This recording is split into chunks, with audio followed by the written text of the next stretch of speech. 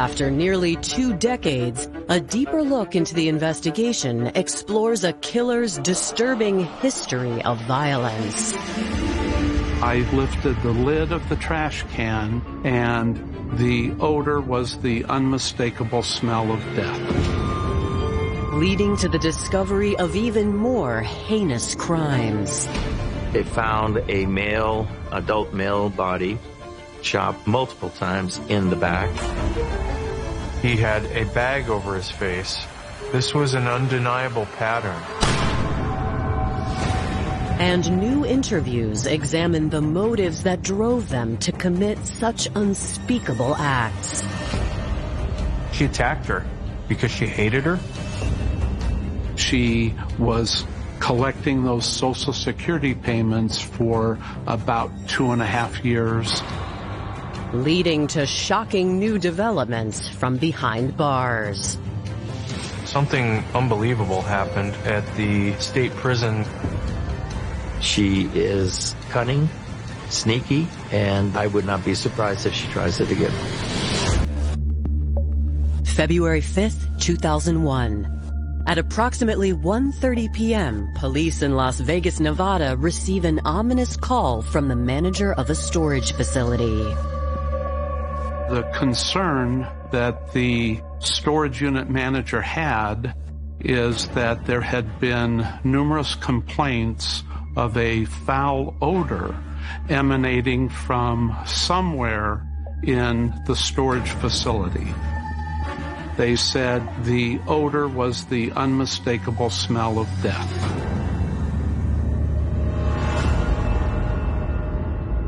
When officers arrive on the scene, the manager takes them to the storage unit in question. The moment they rolled up the door, they're hit with a pungent scent of decaying flesh. When they got in, they found a canister, a large garbage pail, like what you roll out to the curb at your house. There was plastic wrap around the top of the trash receptacle, as well as duct tape. They did a presumptive test for blood, which came back positive. That in turn led the authorities to pursue a telephonic search warrant, which would allow them to legally cut open the can. Inside, I saw a human being in an advanced state of decomposition. I've never seen one like that in my life.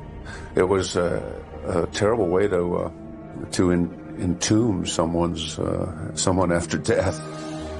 They could not really tell how long the body had been there because this body basically was sealed in this contained environment for who knows how long. Cause of death is impossible to determine, but the circumstances suggest foul play. They noticed that there was a bag that appeared to be tied around this person's face. Somebody had taken great care and pain and effort in order to try to seal this garbage can. It certainly was done by an individual that did not want this body to be discovered. I found a wallet with a driver's license in the name of Christine M. Smith in a plastic bag in the unit. They learned that this particular unit was leased out and rented out to a woman named Brookey West, who was Christine Smith's daughter. Our initial belief is that the deceased person in the trash can was Brookey West's mother, but we didn't know. We had to confirm that. We needed to locate Brookey West to see what she had to say about the situation, to see what she knew.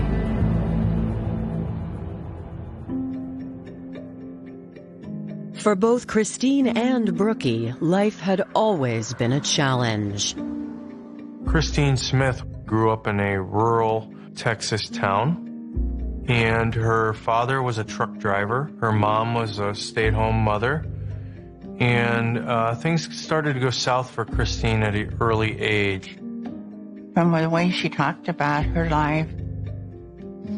She had one traumatic experience after another. In 1947, Christine met an El Paso man named Leroy Smith. Smith was somebody who just came out of the military. He was now looking for a job and to start his own family. And Christine Smith and Leroy, they caught each other's eye, and eventually they got married. Leroy joined the police force, and the couple had 2 children, Brookey and a son named Travis. At first, it seemed like this was a dream come true for Christine. But over time, she would find herself in an abusive relationship. Her husband, even though he worked for the police, was not law-abiding. He was a known white supremacist, and he also became very interested in the occult and Satanism. At one point, Leroy left Christine for a cocktail waitress. Leroy took the children, sending Christine into a downward spiral.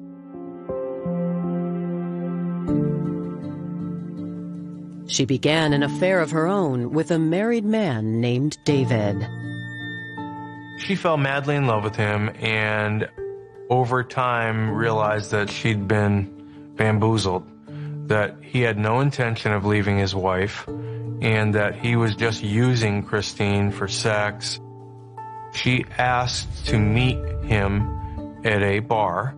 The man showed up, sat down. Christine pulled out a shotgun and shot him at point-blank range. I was like, oh my God, how could you do that? She said, he discarded me. I was angry at having been treated like garbage. Christine was quickly arrested after shooting her lover. She ended up getting a sentence of 14 years for an attempt murder charge. However, Christine was paroled after serving only 2 years of her sentence. Upon her release, she was determined to turn her life around. Christine comes out, she reunites with Leroy, and she comes back looking for her children. However, 9-year-old Brookey and 6-year-old Travis were now living under state-sponsored care.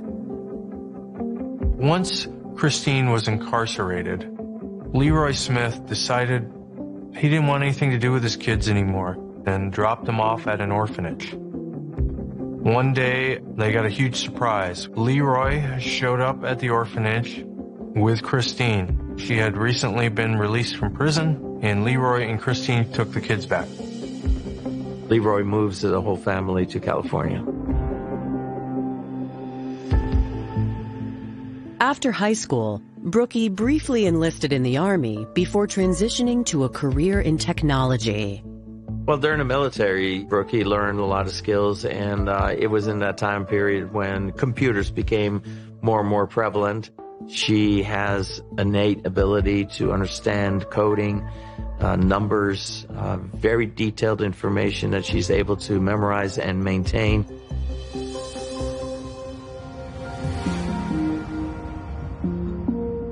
Over the next 2 decades, Brookey found great success in the field of technical writing.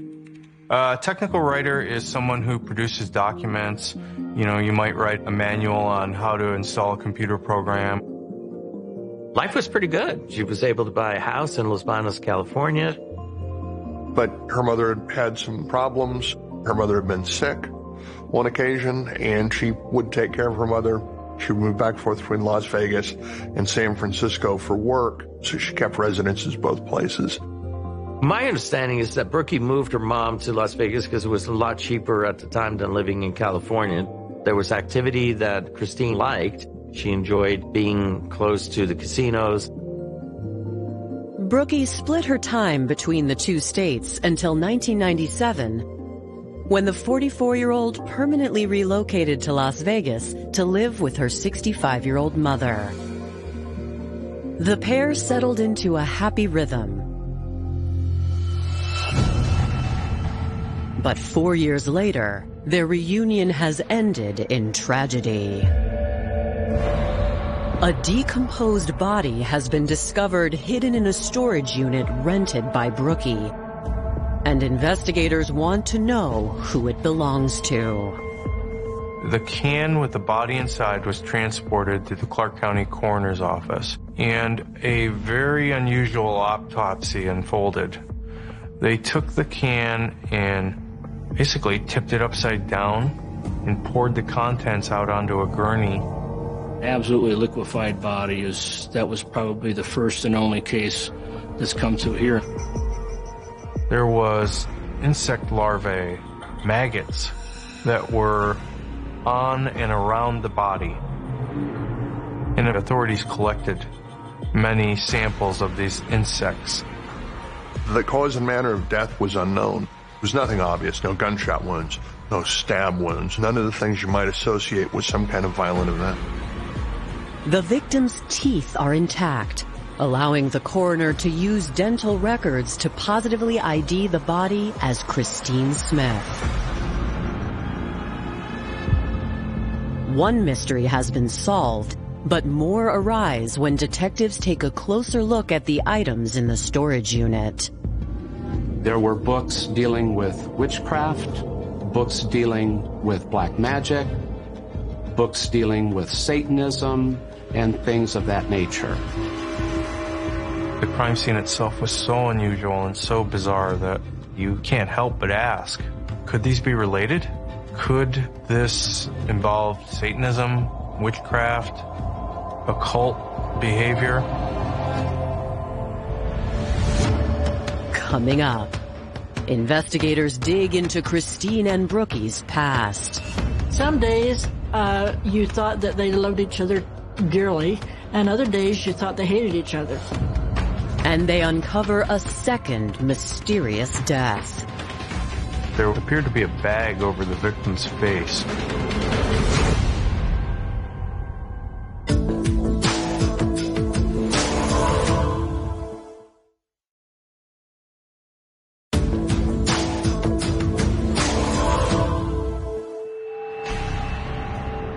Detectives in Las Vegas, Nevada are investigating the disturbing death of 68-year-old Christine Smith. It's a crime scene unlike any they've ever encountered. Of course, Las Vegas has a real dark side to it. But the idea of finding a garbage can with a body in it in a storage shed and books about witchcraft and Satanism, I mean, their minds were spinning as to what could possibly explain this. Her daughter, Brookey West, is the first person they need to speak with. They had a lot of questions regarding Christine Smith.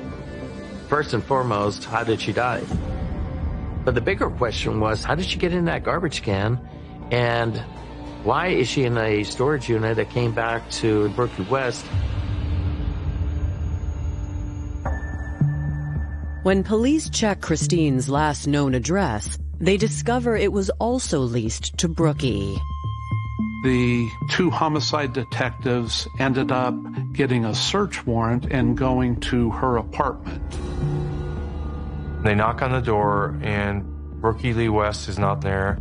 They went inside and started looking around. Clearly a nice apartment, lots of nice belongings in there. There was not a lot of furniture in there, but clearly it had been occupied. It appears that only Brookey had been living there. Investigators also find several pieces of suspicious evidence. We found duct tape.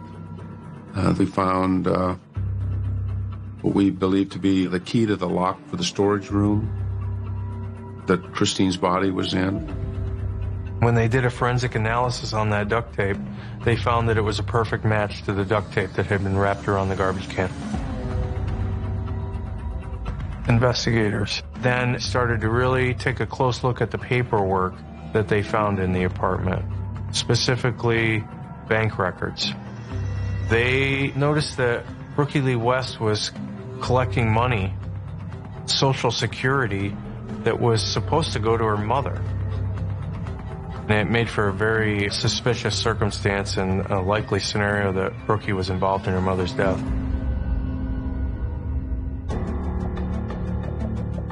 They speak to Christine and Brookey's neighbors to try to shed light on their relationship. What they learn is eye-opening.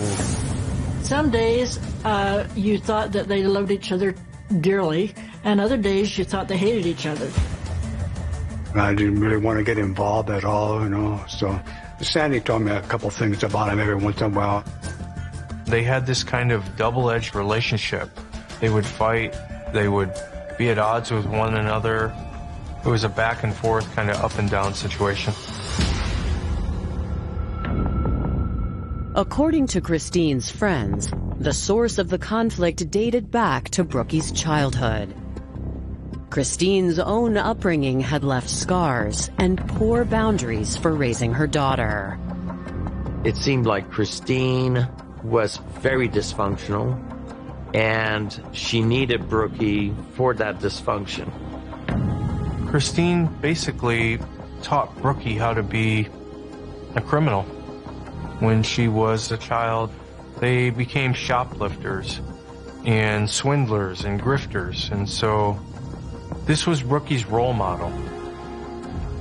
Growing up, it became apparent to Brookey that she needed to get away from her mother, so she decided to join the Army. When the two reunited and began living together, the dynamic between them seemed to flip. Now, 44-year-old Brookey was the one in control. When she offered to take care of her mother, she made it clear there were limitations. Christine was not allowed to have visitors to their home. She was not allowed to talk about what went on in their home or about her relationship with Brooke or anyone else. In approximately January or February of 1998, Christine just seemed to fall off the face of the earth. When Christine's friends started to inquire about what happened, they started asking Brookey Lee West, where's your mother? What Brooke had told everyone is that she had been taken to live with her brother Travis. The neighbors thought it was suspicious because she had heard Travis was severely mentally ill, that he was not able to take care of himself, that he was walking the streets and was homeless. It just didn't make any sense at all, and they quickly concluded that this was all a big lie. She had not been seen since nearly 3 years prior to the discovery of her body. To investigators, the news seems to confirm their suspicions about Brookey's involvement. Well, about an hour after they left her apartment, the manager called and said that Brookey West had returned to the apartment, but had left. And the manager had a description of her vehicle. At one point, they do in fact spot Brookey driving in her truck, and she is pulled over and taken into custody and arrested on a charge of murder for the killing of her mother. The only thing that Brooke ever told the police was, my mom died of natural causes. According to Brookey, she found her mother dead in 1999. She claimed that she simply panicked and decided to dispose of her mother in the garbage can.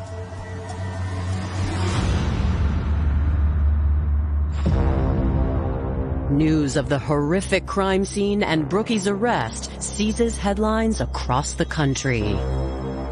The circumstances were so unusual that it drew a lot of attention. And that media coverage made its way to California.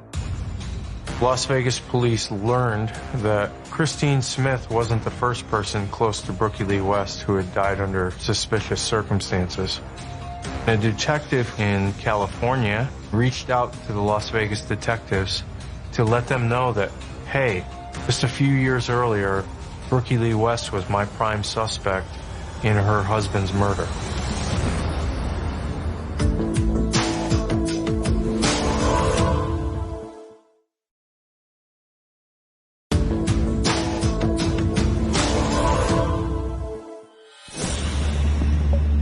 After learning that Brookey West was connected to a previous homicide, Las Vegas investigators asked their counterparts in California to walk them through the details of that unsolved case. On June 6, 1994, Tulare County Sheriff's Department received a 911 call from a tourist who was visiting the Sequoia National Forest. This individual who was picnicking with his family discovered the body of a male that was found on the side of the road. Officers responded, and it was clear that this was a homicide, and there appeared to be a bag over the victim's face.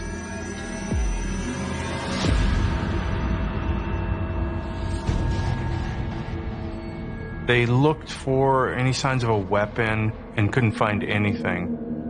There did not appear to be any foul play around the location. They quickly concluded that the victim had been shot elsewhere and that this was actually a dump site. Fingerprints were taken from the deceased, and they soon found out that their victim was a man named Howard Simon St. John. The body of Howard St. John was transported to the coroner's office for further analysis. Authorities looked at the condition of the body, and they were able to determine that he had died relatively recently, within the last 12 to 24 hours. Howard St. John had been shot multiple times in the back. Either he was running away in fear for his life, or he was completely shot by surprise.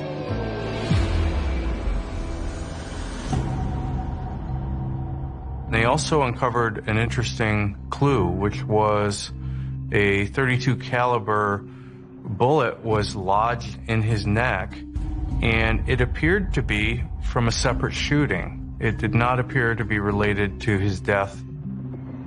Howard had been shot in a separate incident, and he survived. Based on the limited amount of healing from that earlier gunshot wound, the coroner believed it happened just a few weeks prior.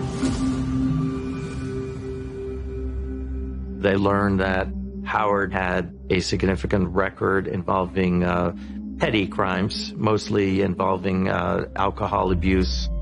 He was from a tough side of town in the San Jose Bay Area, San Francisco. He had been in and out of jail. And they also learned a very important fact, which was he was in a very tumultuous marriage with a woman by the name of Brookey Lee West. Investigators contacted Howard's family to learn more about his marriage and his life. What they learned was that Howard Simon St. John was born in May 1958 to Sylvester and Catherine St. John in Redwood City, California. They traced him to a nearby Tulare County Indian reservation. He had a history there, grew up there, and wanted to explore his Native American roots. He'd been there for many years and had at one point a stable family life early on. But, over time, Howard struggled with alcohol and drugs and ended up homeless. After several years struggling with addiction, Howard's friends got him into a shelter and he started Alcoholics Anonymous. He and Brookey met at one of the meetings in the spring of 1994. Brookey West was attending these AA meetings not because she was an alcoholic, but she was actually bringing her elderly mom, Christine Smith. And she suddenly started eyeing Howard St. John. She appeared to be well off, well-dressed, beautiful woman who was very successful. He showed up in T-shirts, unkempt clothing, did not seem to have any money, and those are two people that you would not have expected to see get together. But a relationship blossomed. Next thing you know, Howard St. John is telling everyone that he was moving into Brookey's home. Within a matter of a month or two, they ended up going to Reno, eloping, and getting married in Nevada. In this investigation that I received from the Tulare County Sheriff's Department, there was a notation about the first domestic violence that occurred about 2 weeks prior to Howard's death. On May 21st, about a month after they got married, there had been an altercation, a domestic violence situation, and Brookey used a firearm to shoot at Howard. He was shot in the neck. So on June 9th, 1994, investigators went to their home in California to question her about his death. You have a prior domestic dispute involving gun violence, and then a few weeks after that, Howard turns up dead.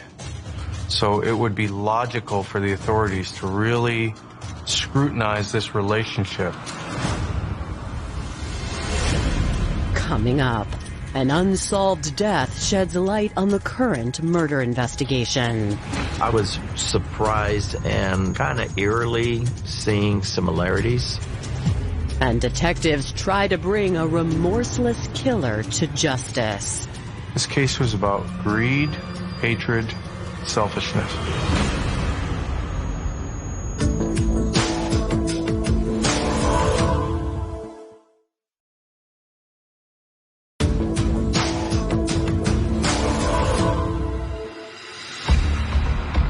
After Brookey Lee West emerged as the prime suspect in the investigation into her husband's murder, California investigators went to their home to question her. A woman answered the door, but it wasn't Brookey. It was her 62-year-old mother, Christine Smith.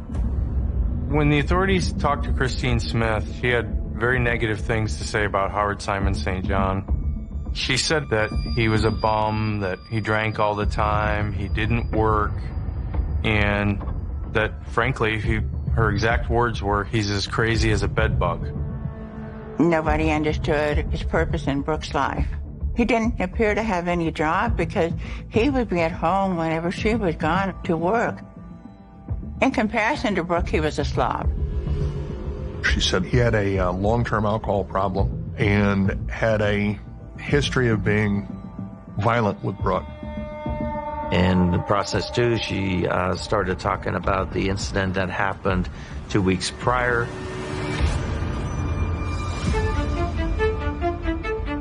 She said that Brookey had accidentally put Howard's wallet and identification through the wash, and that they had been arguing about this, and that Howard was acting violently. She reached for a gun and fired in self-defense. It was a miracle that Howard even survived the gunshot. He had been shot in the neck at very close range.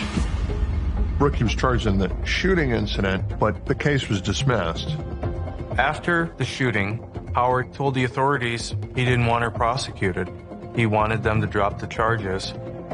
Against advice from his family, his friends, and everyone else, he quickly reunited with Brookey.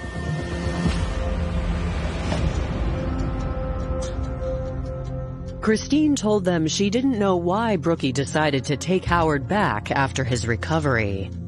Detectives were interested in asking Brookey the same question. And before the interview with Christine was over, they got their chance. Suddenly, Brookey West came home. She was very charismatic and open and willing to talk to detectives. Brookey Lee West told a very similar story to her mother, which was that she had shot him in self-defense. So those two accounts aligned with one another.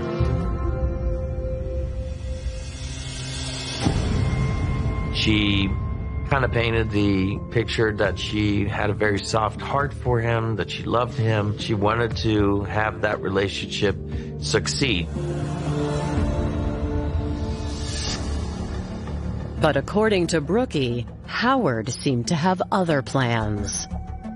After things had calmed down, Brookey worked that whole weekend before returning to Los Baños and learned that Howard was no longer there and had stolen $3,000 from her.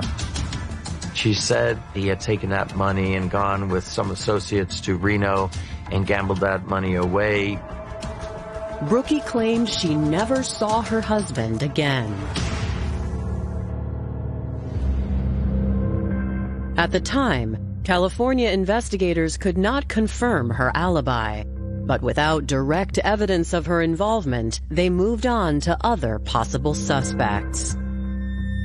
Howard had a record of having individuals that he wronged over his lifetime, and so they wanted to continue to see if there were any other potential persons of interest that they wanted to talk to. They were very, very meticulous about this case. They assembled hundreds of interviews. They really did their homework, but the case just never came together. That case file sat with the Tulare County Sheriff's Department for many months, going into years, as unsolved. But 7 years later, Las Vegas detectives wonder if Brookey is responsible for the deaths of both her mother and her former husband. Now, you've got two dead bodies of people that are closely associated with Brooke. I was surprised and kind of eerily seeing similarities with what happened to Christine Smith and with what happened to Howard St. John. Howard had a bag over his face, and so did Christine Smith. This was an undeniable pattern. Now we have to look at Christine's death and find enough evidence to prove beyond a reasonable doubt that Brookey West killed her mom.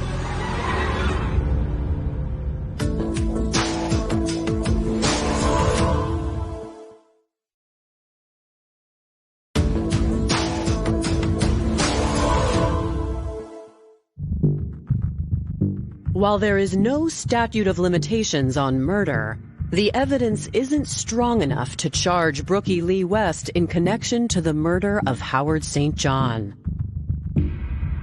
Crime scene technicians comb through the storage unit looking for any other evidence to tie Brookey to Christine's murder. They did a very extensive examination of the cellophane and duct tape around the garbage can. To my amazement, the crime scene investigator was able to find and recover a fingerprint that was on the inside of the plastic cellophane wrapping. When they did an analysis of that fingerprint, they found out that it was Brookey Lee West's print. That was a pretty good indication to us that Brookey at least had some hand in sealing the trash can.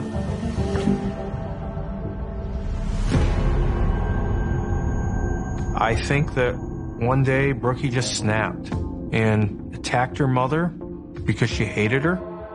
She hated all the childhood trauma that she had been put through. She'd never had stability in her life, and Christine was going to pay the price for it. Brookey West is a diabolical individual. She didn't have a good relationship with her mom. She decided to kill her, and she was collecting those Social Security payments for about 2.5 years until she was discovered. This case was about greed, hatred, and selfishness. The fingerprint is a solid piece of evidence, but as Brookey's trial date approaches, prosecutors wonder if it will be enough to convict her. Did I feel comfortable going to trial the way it is? Absolutely not. How do I prove to a jury that this was done by criminal means with criminal intent? On July 3rd, 2001, 5 months after Christine Smith's body was discovered, her daughter, Brookey Lee West, stands trial for murder. A lot of cases you've got a murder weapon. A lot of cases you might have a confession. They didn't have any of that with Brookey. Could Brookey have just simply panicked and disposed of her mother's body but didn't kill her. The defense presented the idea that the body may have had some natural disease that no longer is viewable, and I had to concede that that was possible. But the prosecution argues that a crucial detail about the crime scene proves Brookey's claim to be false. There would be no reason to put a bag over someone's face if you just panicked. I have a theory about all that. It's based on the Satanic Bible. I read it in order to see if there was a connection. By placing something over their eyes, that person is damned forever to be stuck in their own demons. They bolster their case with the expert testimony of a forensic entomologist. You would have expected within minutes, if not within the hour, blowflies would have colonized the body. But we don't have the blowflies. That gave an indication that Brookey must have had the garbage can ready, the cellophane wrapping ready, and the duct tape ready. The lack of blowflies suddenly gave me the option to, based on science, to argue that this was premeditated. The body most likely went into this can very shortly after it died, or possibly even when it was still alive. On July 19th, 2001, the jury delivers its verdict. A jury took just 2 hours to convict Brookey Lee West of first-degree murder. Brookey Lee West was sentenced to life in prison without parole. I absolutely feel that justice was served in this case. She did it, and she needs to suffer the consequences. There are certain crimes that, are beyond the pale, and this was certainly one of them. How can anybody do that? Especially your own daughter, murder her mother that way? Shocking, really, even now. 6 years after the verdict, Brookey's case is featured on the 5th season of Snapped. But her story doesn't end there. Nearly 10 years after Brookey Lee West was convicted of murder, something unbelievable happened at the state prison where Brookey was serving her life sentence.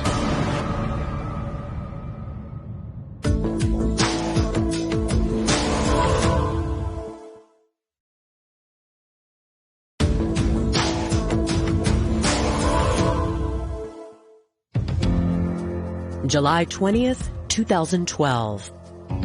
Brookey Lee West has been incarcerated since 2001, when she was convicted of murdering her mother, Christine Smith.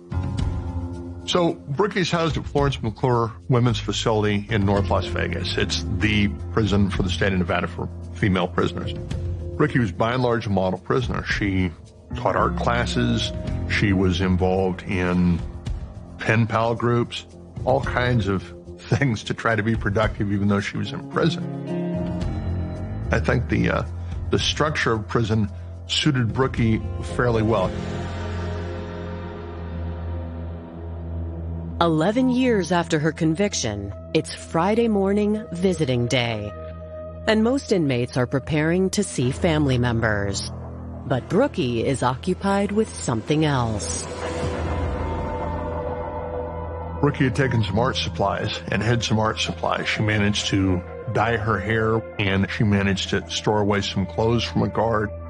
She had changed her clothes and made her way all the way to the front entry of the prison and was on the verge of walking out.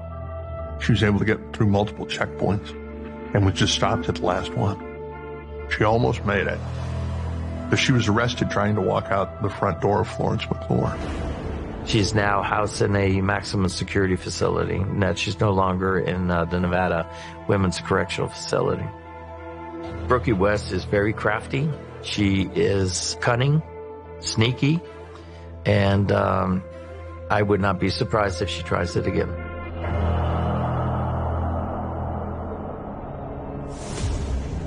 The story surrounding Brookey Lee West and her exploits have made her one of the most notorious killers in Las Vegas history. And while she remains in jail for the gruesome murder of her mother, authorities were never able to prove Brookey was responsible for the death of her husband. She was a professional, high-income, attractive woman, a technical writer, someone that you would never, ever think was capable of this type of violence. But behind the facade was a very dangerous human being. The people who were close to Brookey were traumatized beyond belief by this whole series of events. And they just cumulatively came to learn that they were in the presence of a predator.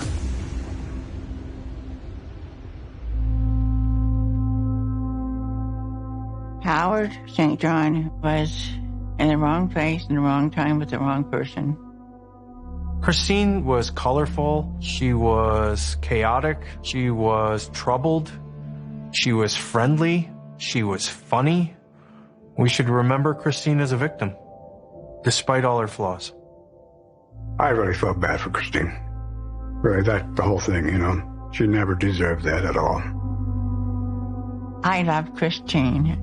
She was uniquely her, but everybody has good qualities and bad qualities, and I can accept them as they are. We all have good and bad in us. No one deserves to die at the hands of a murderer. No one.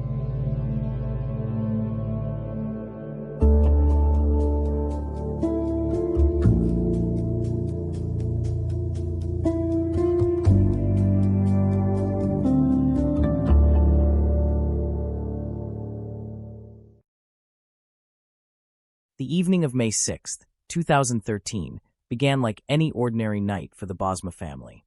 There was nothing about the day that suggested it would become one of the most haunting criminal investigations in Canadian history. The streets of Hamilton, Ontario, carried on with the familiar rhythm of everyday life. Cars moved through neighborhoods, families returned home from work, children prepared for another night of school the next morning. Inside the Bosma home, Tim Bosma was doing something completely normal. He was trying to sell his truck. It was not a dangerous decision. It was not a reckless choice. It was something thousands of people do every day across Canada. A vehicle is posted online, strangers respond, a meeting is arranged, and the seller hopes to find a buyer. For Tim, this was simply another responsibility of being a husband and a father. At 32 years old, Tim had built the kind of life many people quietly hope for. He had a wife he loved, a young daughter who looked up to him, and a home filled with the ordinary moments that become precious only when they are gone. People who knew Tim described him as someone who was easy to like. He was friendly without trying too hard. He had a sense of humor. He enjoyed spending time with his family and was the kind of person who would help others when they needed it. He was not someone searching for excitement. He was not someone who lived on the edge. His world was simple. Work, family, home, the small routines that create a life. That was why what happened next felt impossible to those who knew him. Because Tim did not disappear while chasing danger. He disappeared while doing something completely ordinary. Selling a truck. The vehicle was a black Dodge Ram pickup that Tim had listed online. Like many families, the Bosmas were trying to manage expenses and make practical decisions. Selling the truck would help them financially. When someone contacted him expressing interest, there was no immediate reason for concern. The messages appeared normal. The potential buyers asked questions about the truck. They wanted details. They wanted to know about its condition. Eventually, they said they wanted to see it in person and take it for a test drive. Again, nothing about that request seemed unusual. A person buying a vehicle wants to drive it. A seller expects someone to inspect it. That was the entire purpose of meeting. Tim had no reason to believe he was walking into something carefully planned. No reason to believe the people contacting him online were not real buyers. No reason to think that a simple transaction would become the final chapter of his life. Later, investigators would uncover that the meeting had never been about purchasing a truck. The vehicle was only the reason Tim was brought outside. The reason he trusted them. The reason he stepped away from his home. The reason he got into his own vehicle with two strangers. The two men who arrived that evening were later identified as Dellen Millard and Mark Smitch. To the outside world, they looked like ordinary people arriving to inspect a vehicle. There was no obvious warning sign, no dramatic confrontation, no moment where Tim could have realized something was wrong. That was part of what made the case so disturbing. The danger did not announce itself. It arrived calmly. It spoke politely. It acted like a normal customer. Security cameras captured the moments that would later become some of the most important images in the investigation. Tim walked outside. The men approached. The truck was examined. Then Tim climbed inside. A husband and father walked away from his home, expecting to return shortly. His family watched him leave. They believed he would come back. Because why wouldn't they? There was nothing strange about selling a vehicle. Nothing strange about meeting buyers. Nothing strange about taking a short test drive. But the truck drove away, and Tim Bosma never came home. At first, the absence did not immediately feel like a nightmare. Families often search for reasonable explanations before accepting something terrible. Maybe the truck had a problem. Maybe his phone died. Maybe something delayed him. Maybe he stopped somewhere. Maybe there was a misunderstanding. But as the hours passed, those explanations became harder to believe. Tim was not someone who would disappear without telling anyone. He was a devoted father, a committed husband, someone whose life was connected to the people around him. His phone remained silent. The truck did not return. The man who had walked out of his house that evening seemed to have vanished. For his wife Charlene, fear slowly replaced confusion. The questions began. Where was Tim? Who were the people who came to see the truck? Why had they taken so long? What had happened after they drove away? When she contacted police, the case was treated as a missing person investigation. But there was one detail investigators could not ignore. The circumstances were wrong. Tim had not simply walked away. He had not left behind signs that he wanted to start a new life. He had left behind a family waiting for him. And somewhere out there was his truck. The same truck that had carried him away. As detectives began examining the case, they started rebuilding Tim's final moments.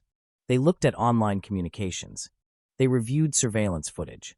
They followed digital traces. Slowly, the story of a missing man began to transform into something much darker.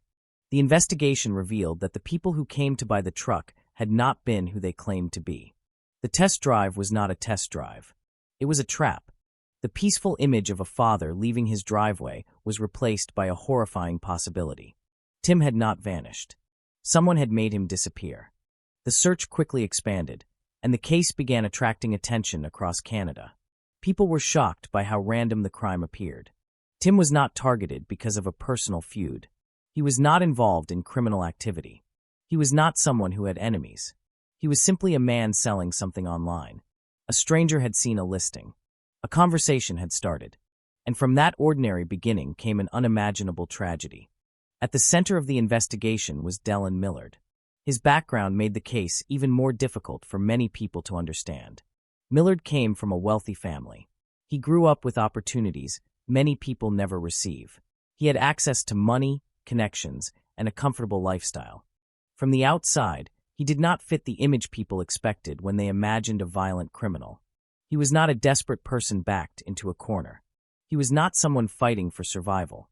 The question that haunted investigators was simple. Why Tim? Why this man? Why this night? What could possibly motivate someone to plan such a cold and calculated act? As detectives uncovered more evidence, they would argue that the answer was not revenge, not anger, not a personal conflict. Tim was chosen because he was available, because he trusted, because he believed he was meeting people for a harmless reason. That realization made the crime even more frightening. The most dangerous moment in Tim Bosma's life did not look dangerous. It looked like a normal business transaction. It looked like an ordinary evening. It looked like something that could happen to anyone. And that was the nightmare that followed his disappearance. A family lost a husband and father. A community lost someone they cared about. And investigators were left trying to answer a question that would define the entire case. How could an ordinary meeting over a used truck end with a man's life being taken away forever?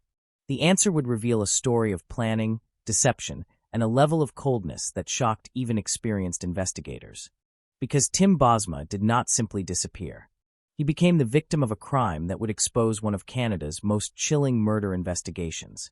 Hamilton, Ontario, was the kind of place where many people believed they understood the rhythm of life around them. A city built on hard work, family values, and ordinary routines, it carried the feeling of a place where neighbors still noticed each other, where people recognized familiar faces, and where most days passed without anything truly disturbing the peace. For many residents, Hamilton was a city of contrasts.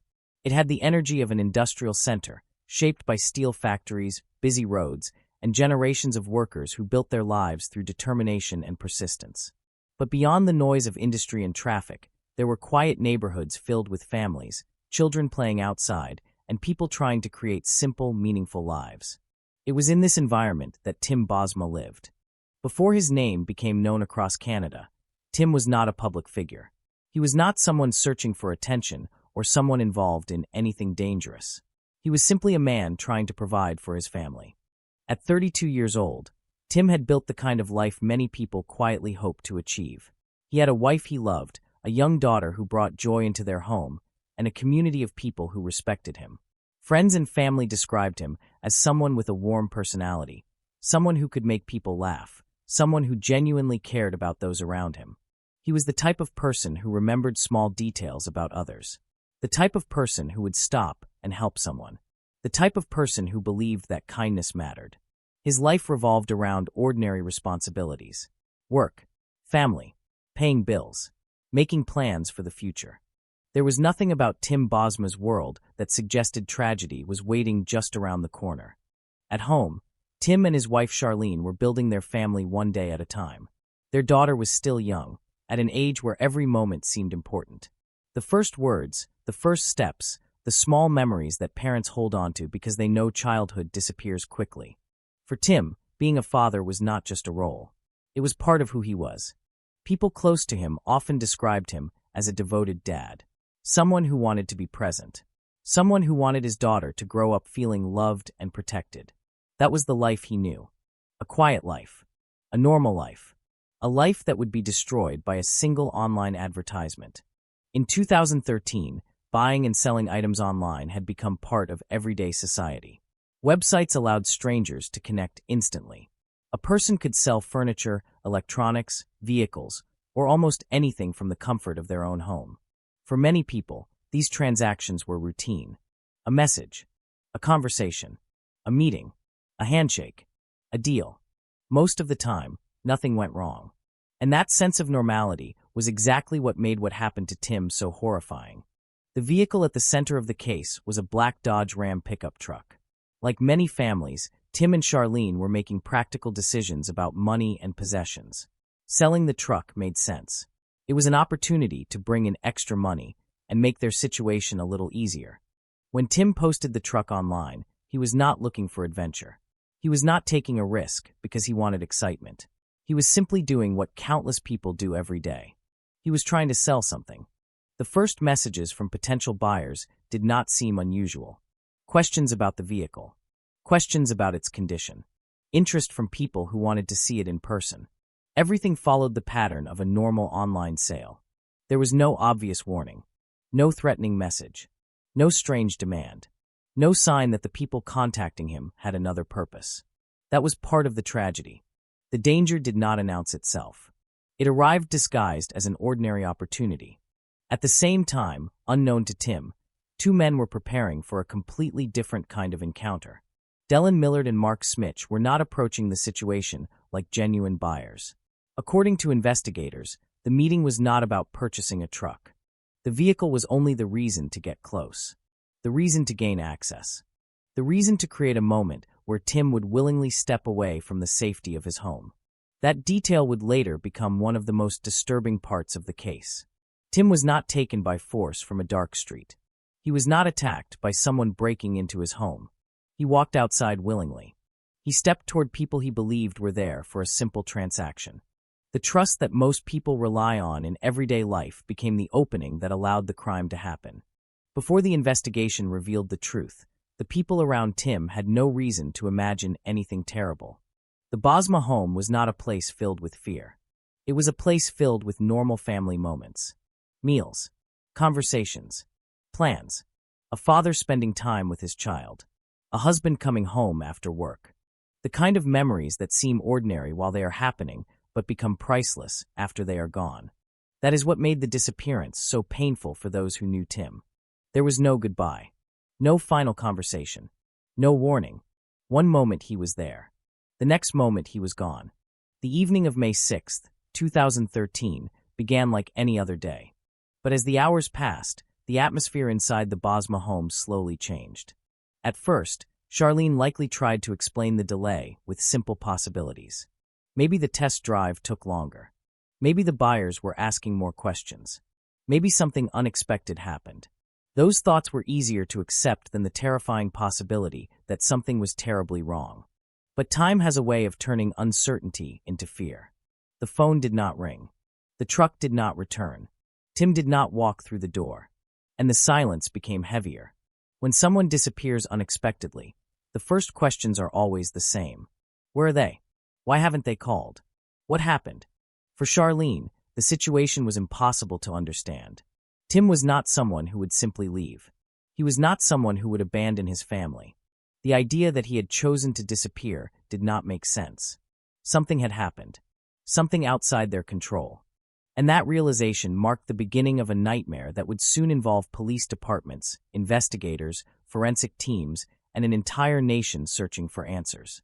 As officers began looking into Tim's disappearance, they quickly focused on the circumstances surrounding the truck. A missing person case can develop in many directions. Sometimes people leave voluntarily. Sometimes there are accidents. Sometimes there are personal struggles hidden from family and friends. But Tim's case had a crucial detail. He had left home with strangers. The last known people to see him alive were the two men who came to test drive his vehicle. Slowly, investigators began reconstructing the final moments of Tim's life. They examined communication records. They looked at digital information. They followed movements. They searched for anything that could explain how an ordinary vehicle sale became the beginning of a murder investigation. And as pieces of the puzzle started coming together, the story became darker. The disappearance of Tim Bosma was not a mystery because he had vanished without a trace. It was a mystery because someone had tried to make him disappear. And the people responsible had underestimated one thing. They believed they could erase a person. But Tim Bosma was not just a name. He was a husband, a father, a son, a friend. And the people who loved him refused to let him become just another unanswered question. The search for Tim was only beginning. And behind the quiet streets of Hamilton, a disturbing truth was waiting to be uncovered. Before Tim Bosma became the center of one of the most shocking criminal investigations in Canadian history, he was simply a man living a life that many people would recognize. He was not someone chasing fame. He was not someone surrounded by controversy. He was not someone whose name would ever be expected to appear in headlines across the country. He was a husband, a father, a friend, a neighbor, a man who believed that the most important things in life were the people waiting for him at home. To understand the tragedy of what happened to Tim, it is important to understand the person who was taken away. Because behind every missing person case is not just an investigation file or a photograph shared by the media. There is a real person with memories, relationships, dreams, and a future that was suddenly stolen. Tim Bosma's story was not defined by the way he died. It was defined by the way he lived. Those who knew Tim often described him as someone with an easy smile and a genuine kindness. He was the type of person who made people feel comfortable around him. He had a personality that could fill a room without needing to be the loudest person in it. He was dependable. If someone needed help, Tim was the kind of person who would show up. If a friend needed someone to talk to, he would listen. If his family needed him, he would be there. That reliability became one of the things people remembered most after he disappeared. For his loved ones, the hardest part was not only losing Tim. It was knowing that someone who had always been present for others was suddenly gone, and there was nothing they could do to bring him back. Tim's life centered around his family. His relationship with his wife, Charlene, was a major part of who he was. They were building something together, a home filled with the small moments that often seem insignificant until they become memories. The ordinary routines, the conversations at the end of the day, the laughter from their child, the plans for tomorrow. Those were the things Tim valued. He was a young father watching his daughter grow. Like many parents, He likely imagined all the future moments he would experience with her. The birthdays, the school events, the conversations when she became older, the milestones that every parent hopes to witness. He was not thinking about danger. He was thinking about the future. That is what makes his final day so painful to understand. When Tim walked outside to meet the people interested in buying his truck, he was not walking into a dangerous situation in his mind. He was walking into a normal part of adult life. He was completing a transaction. He was helping his family financially. He was doing something practical. There was no reason for him to believe that the people standing in front of him had come with a hidden purpose. Friends and family later struggled with that reality. How could something so violent happen to someone so ordinary? How could a person who spent his life treating others with trust become the target of such a calculated crime? The answer was terrifying because there was no personal conflict behind it. Tim was not involved in a feud. He was not connected to criminal activity. He did not have enemies waiting for revenge. According to investigators, he was selected because of an opportunity, a vehicle advertisement, a public posting, a moment where trust could be exploited. For the people who loved Tim, this was one of the most painful parts of the case. His kindness became something others used against him. The same openness that allowed him to meet strangers and believe their intentions were honest became the doorway to the tragedy. Tim's family had no warning. There was no sign that their lives were about to change forever. The day before he disappeared, he was still the same person. Still a father. Still a husband. Still the man his friends knew. The suddenness of his disappearance created a painful contrast. One moment, the Bosma family was living a normal life. The next moment, they were facing a nightmare filled with unanswered questions. For Charlene, the emotional reality was devastating. The person she shared her life with was gone.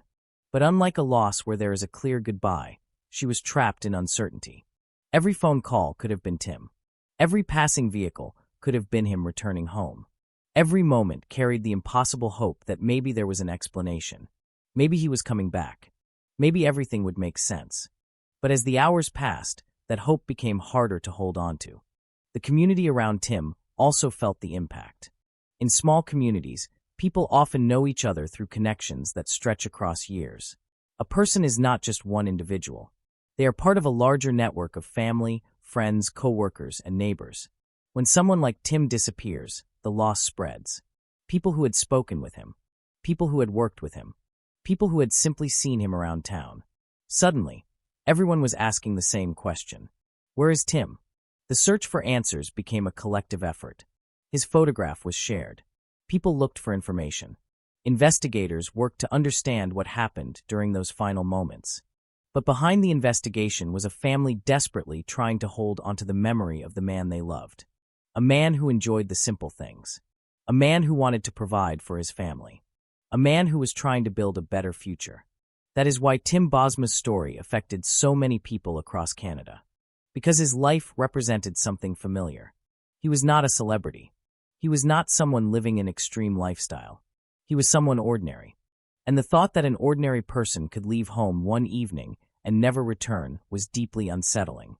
The case forced many people to rethink the risks of everyday interactions. A stranger contacting you online. A meeting arranged at your home. A simple handshake between buyer and seller. Things that once felt harmless suddenly carried a new sense of caution. But even as the investigation revealed the darker details of what happened, Tim's identity remained bigger than the crime committed against him. He was remembered not only as a victim, he was remembered as a person. A father whose daughter lost the chance to grow up with him. A husband whose wife lost the partner she planned a future with. A friend whose absence left a permanent emptiness. The tragedy of Tim Bosma was not only that his life ended, it was that so much life remained ahead of him. There were still conversations he was supposed to have, places he was supposed to visit, memories he was supposed to create. His story became a reminder that every missing person represents an entire world of people who love them. And while the investigation would eventually focus on the people responsible for his death, the heart of the case always remained the same. A man left his home to sell a truck. A father expected to return to his family. A person who believed he was meeting strangers for an ordinary reason. And he never came back. On the afternoon of May 6, 2013, Tim Bosma was doing something completely ordinary. There was no reason for him to believe that this day would become the final day of his life. Like many people, he was simply trying to make a practical decision for his family. The black Dodge Ram pickup truck sitting outside his home was something he no longer needed, and selling it could help ease some financial pressure. It was a normal responsibility, a normal task, something that thousands of people across the country do every day. A person posts an item online. A stranger responds. A meeting is arranged. A deal is made. That was the expectation. Tim had no reason to think differently. The messages between Tim and the potential buyers appeared normal. There were questions about the truck, questions about its condition, questions that sounded exactly like someone interested in purchasing a used vehicle. Nothing in those conversations revealed the true intentions of the people on the other side of the screen. The men who contacted him were not looking for a truck. They were looking for a target. According to investigators, the plan was already in motion before Tim ever opened the door of his home.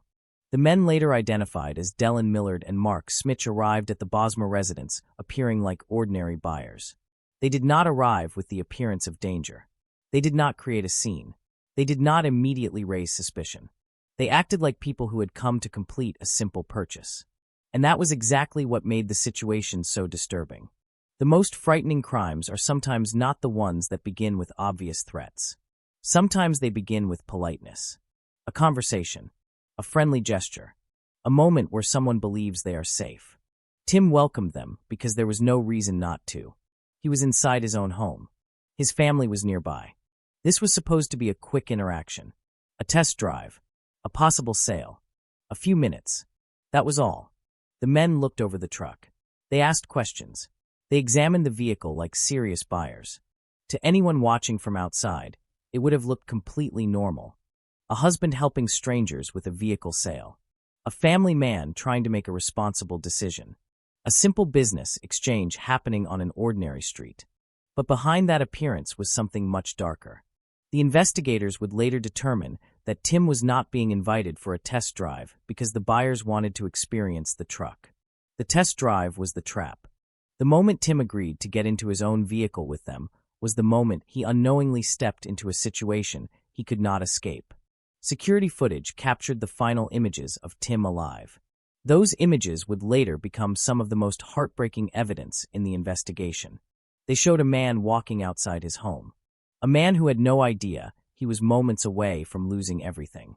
He walked toward the truck. He interacted with the two men. He entered the vehicle. The truck pulled away, and Tim disappeared. For his family, that moment became impossible to forget. A person they loved was there 1 second. Then he was gone. At first, there was no reason to immediately believe the worst. When someone is late coming home, people search for ordinary explanations. Maybe the meeting took longer. Maybe the buyers had more questions. Maybe there was a problem with the vehicle. Maybe his phone died. Maybe something unexpected happened. Those thoughts are natural because the human mind tries to protect itself from accepting something terrible. But as the hours passed, those explanations became harder to believe. Tim was not someone who would simply disappear. He had responsibilities. He had a family waiting. He had no reason to leave without saying anything. His wife, Charlene, began feeling that something was wrong. The silence became uncomfortable. The missing phone call became concerning. The empty driveway became frightening. The truck that was supposed to return home never came back. And eventually, the fear became impossible to ignore. Tim Bosma was missing. The police were contacted, and what started as a missing person investigation quickly became something far more serious. Investigators immediately focused on the circumstances surrounding his disappearance. There was one major detail they could not overlook. Tim had not disappeared randomly. He had left with two people he had met through an online sale. The last known destination of his vehicle was connected to the two strangers who had come to his home. The investigation began with a simple question. Who were these men?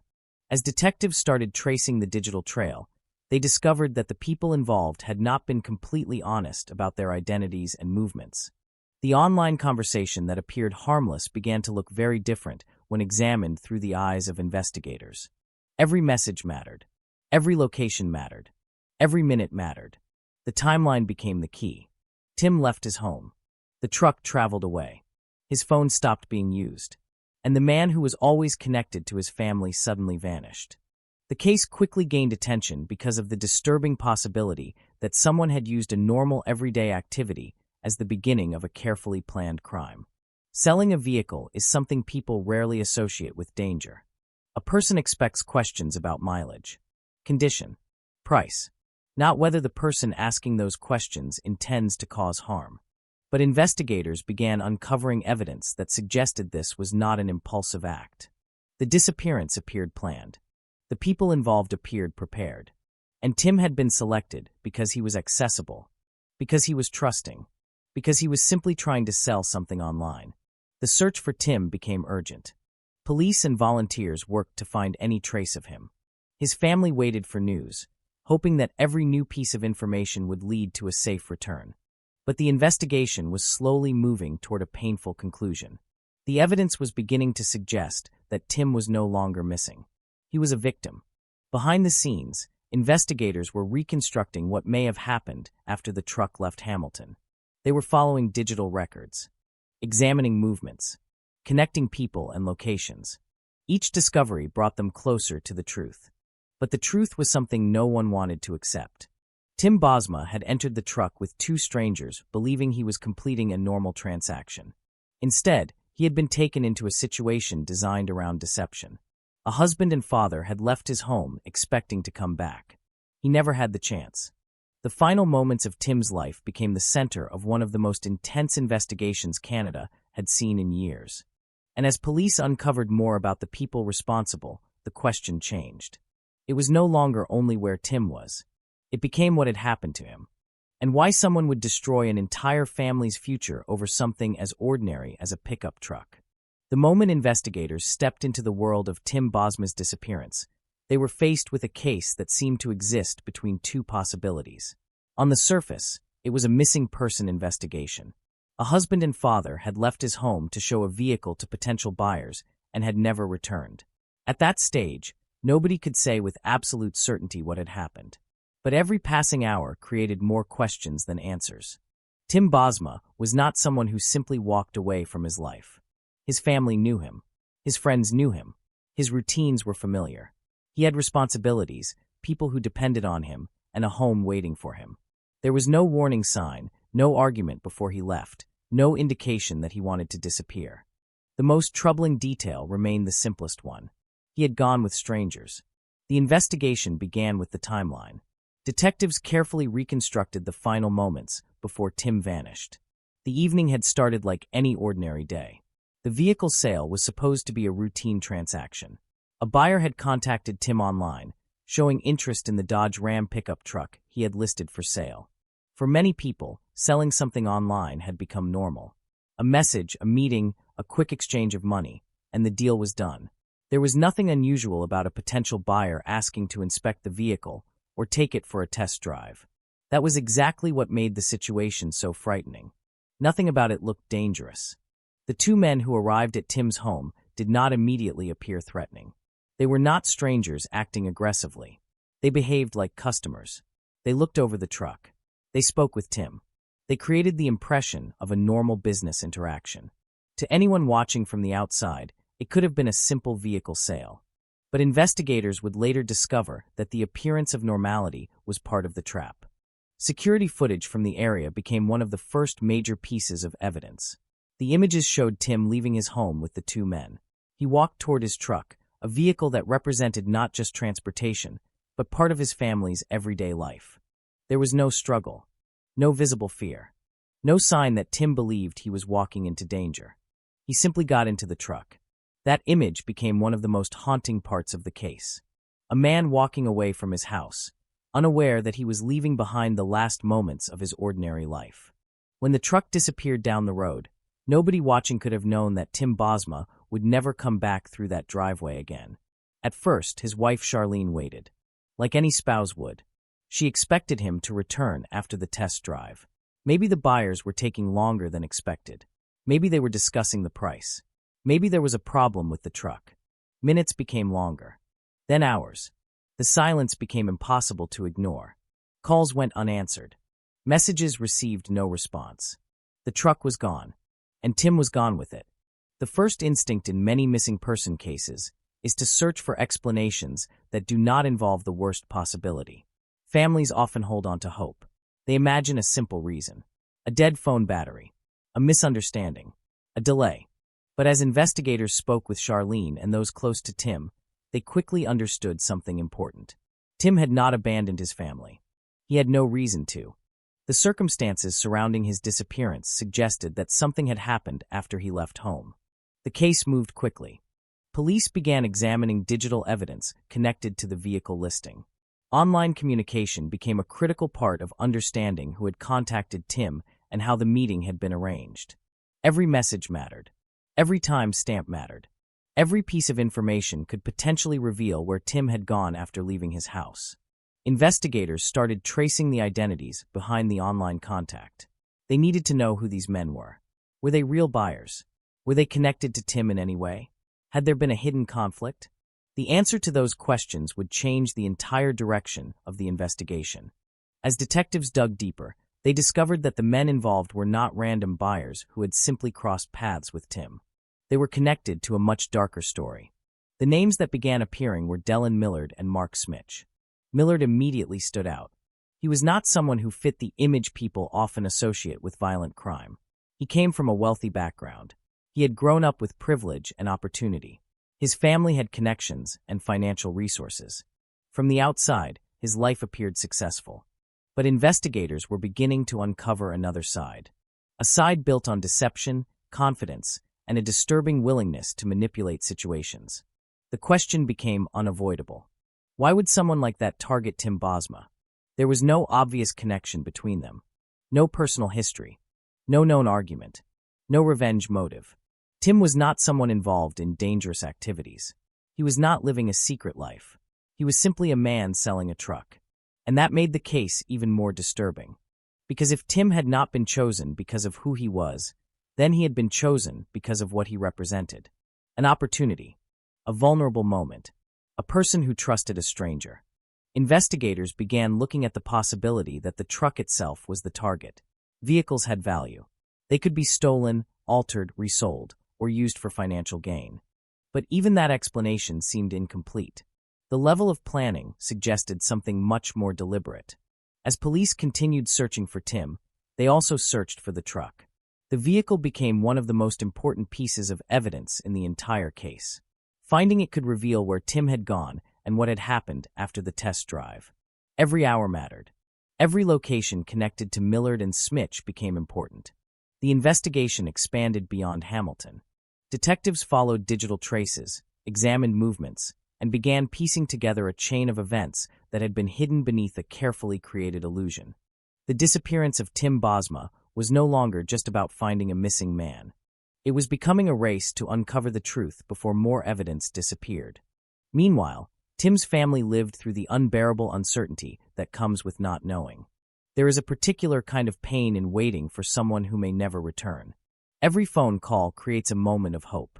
Every unexpected sound raises the possibility that the missing person has come home.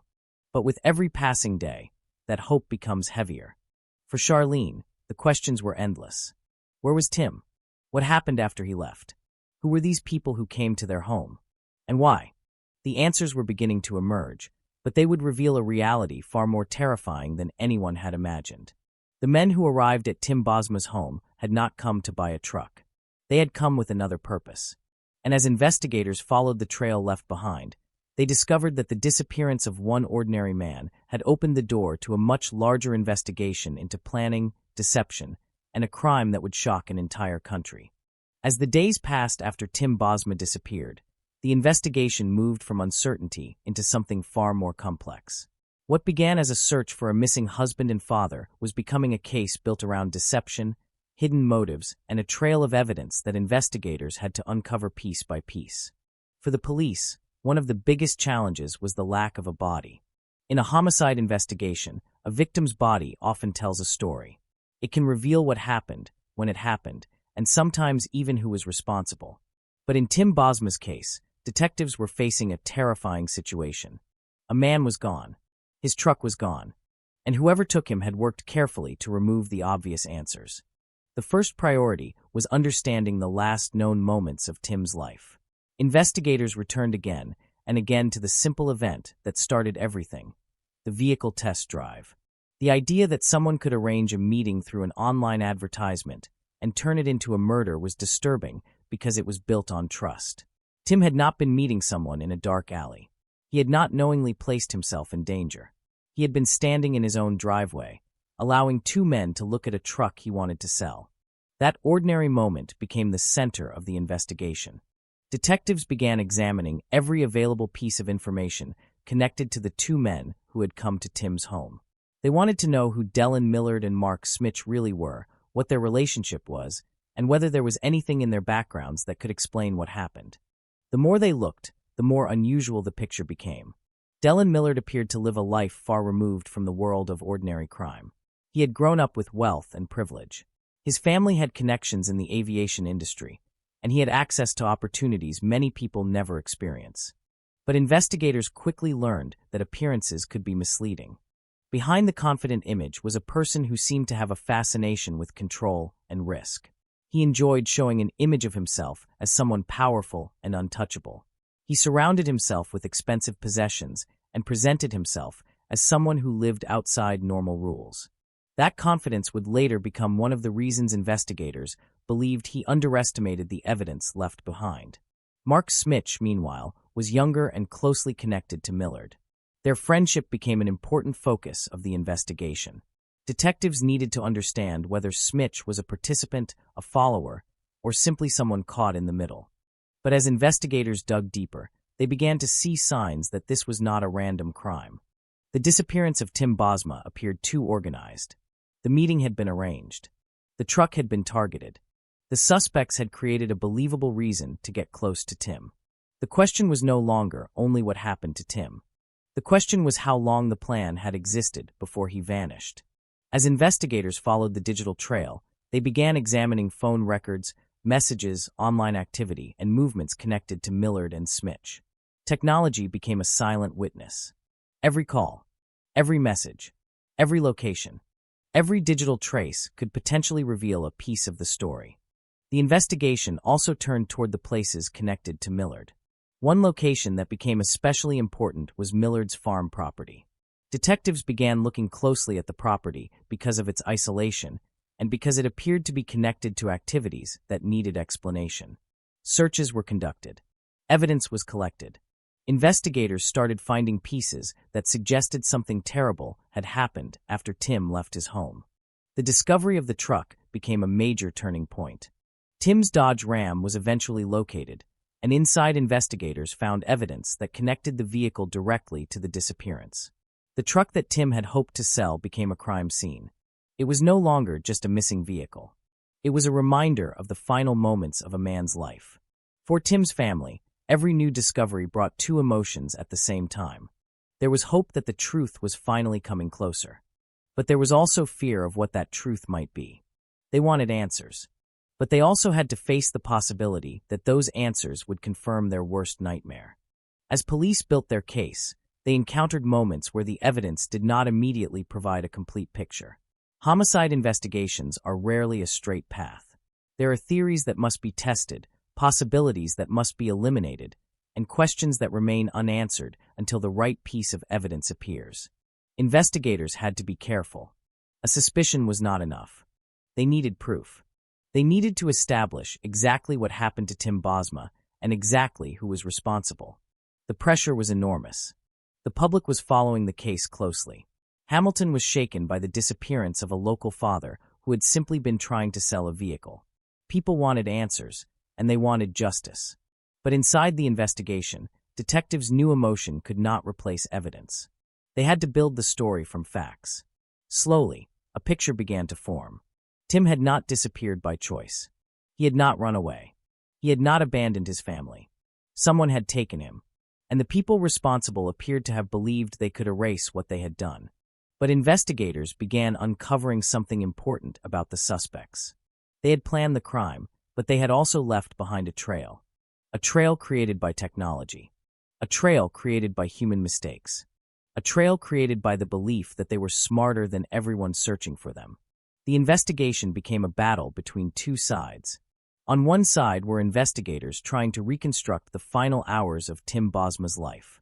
On the other side were suspects who appeared to believe they could control the story. But every attempt to hide the truth created new questions, and every question led police closer to the answer. As the investigation continued, detectives began preparing for the moment that would change everything. They needed one piece of evidence strong enough to connect the disappearance, the suspects, and the murder. They needed the breakthrough that would transform suspicion into certainty. And that breakthrough was coming. For the investigators working on the disappearance of Tim Bosma, the case had reached a critical stage. They had a missing man.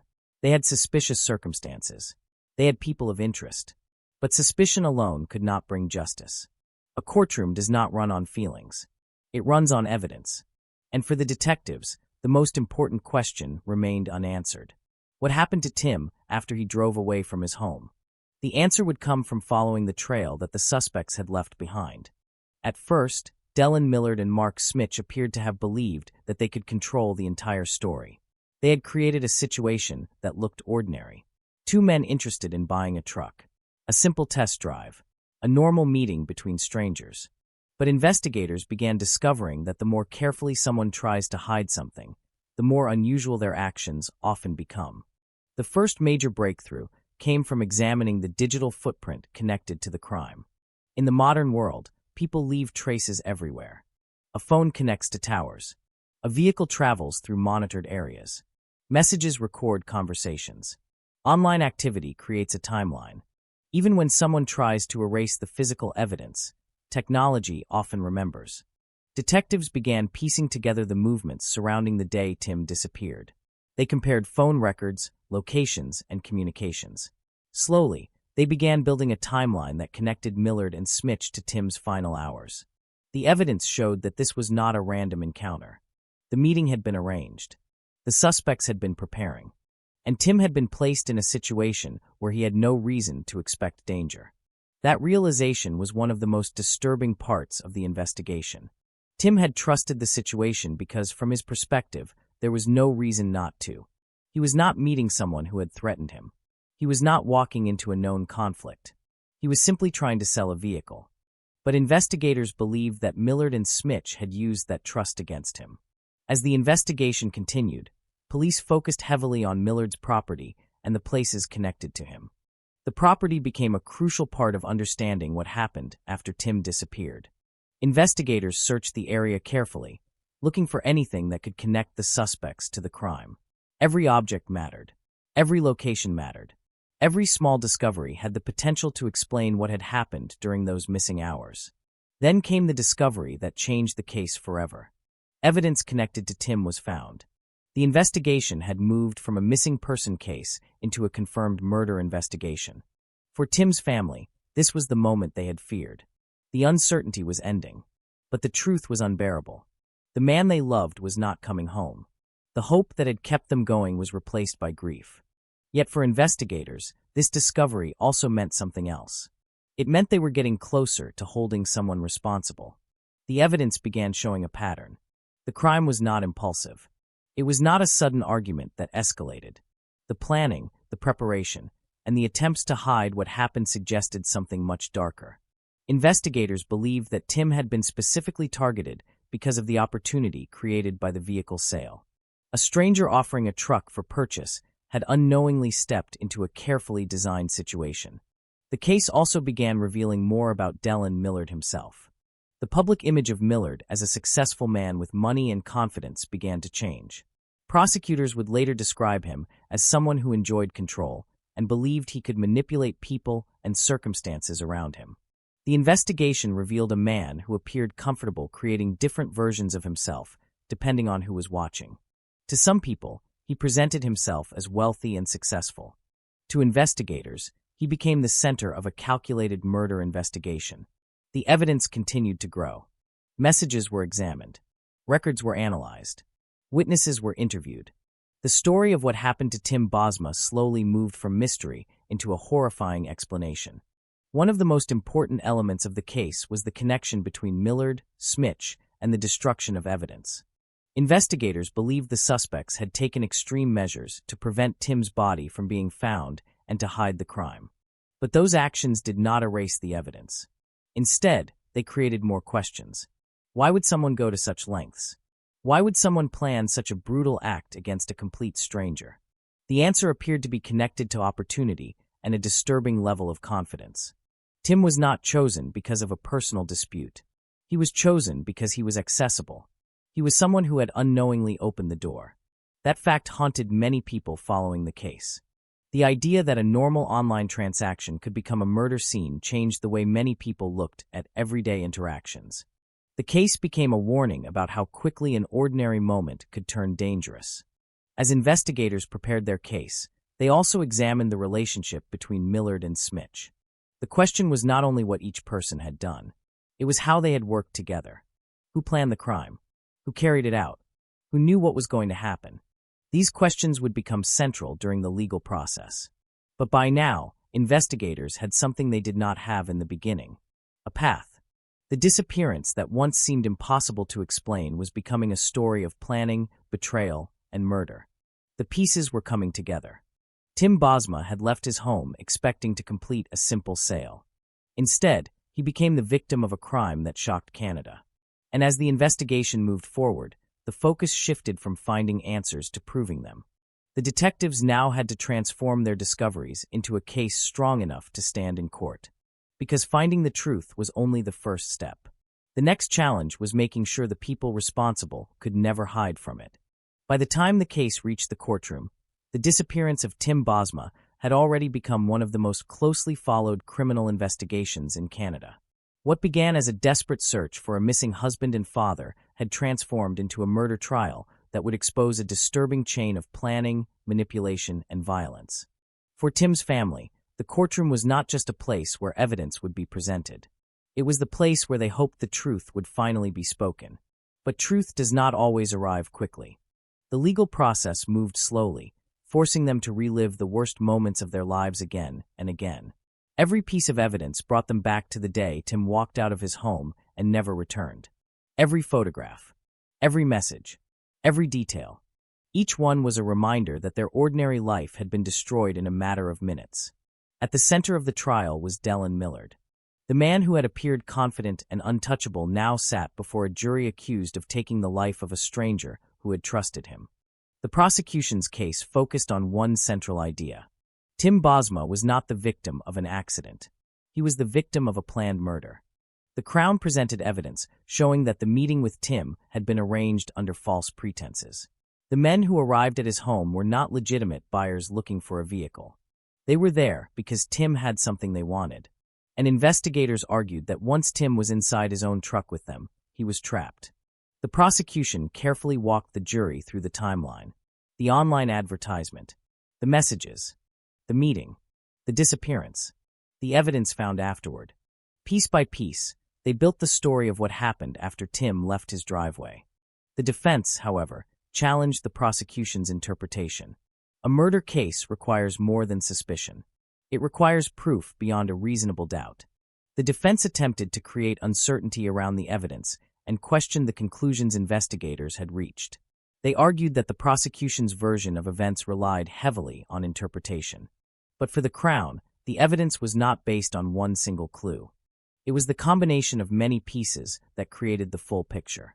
A digital trail, physical evidence, connections between people and places, the movements of the suspects. Together, prosecutors argued, those pieces formed a story that could not be ignored. One of the most powerful elements of the trial was the way Tim's final moments were reconstructed. The courtroom was forced to look at the reality of what happened. A man who had spent his life caring for his family had become the target of a crime he never saw coming. Tim was not someone looking for trouble. He was not involved in dangerous activities. He was not connected to the criminal world. He was simply trying to sell a truck. That fact remained at the heart of the case. The tragedy was not only that Tim was killed. It was that the reason behind it appeared so meaningless. A life was taken because someone saw an opportunity. During the trial, the prosecution also focused on Millard's behavior after Tim disappeared. They argued that his actions showed awareness of guilt. The attempts to hide evidence, the efforts to control the situation, the steps taken after the crime.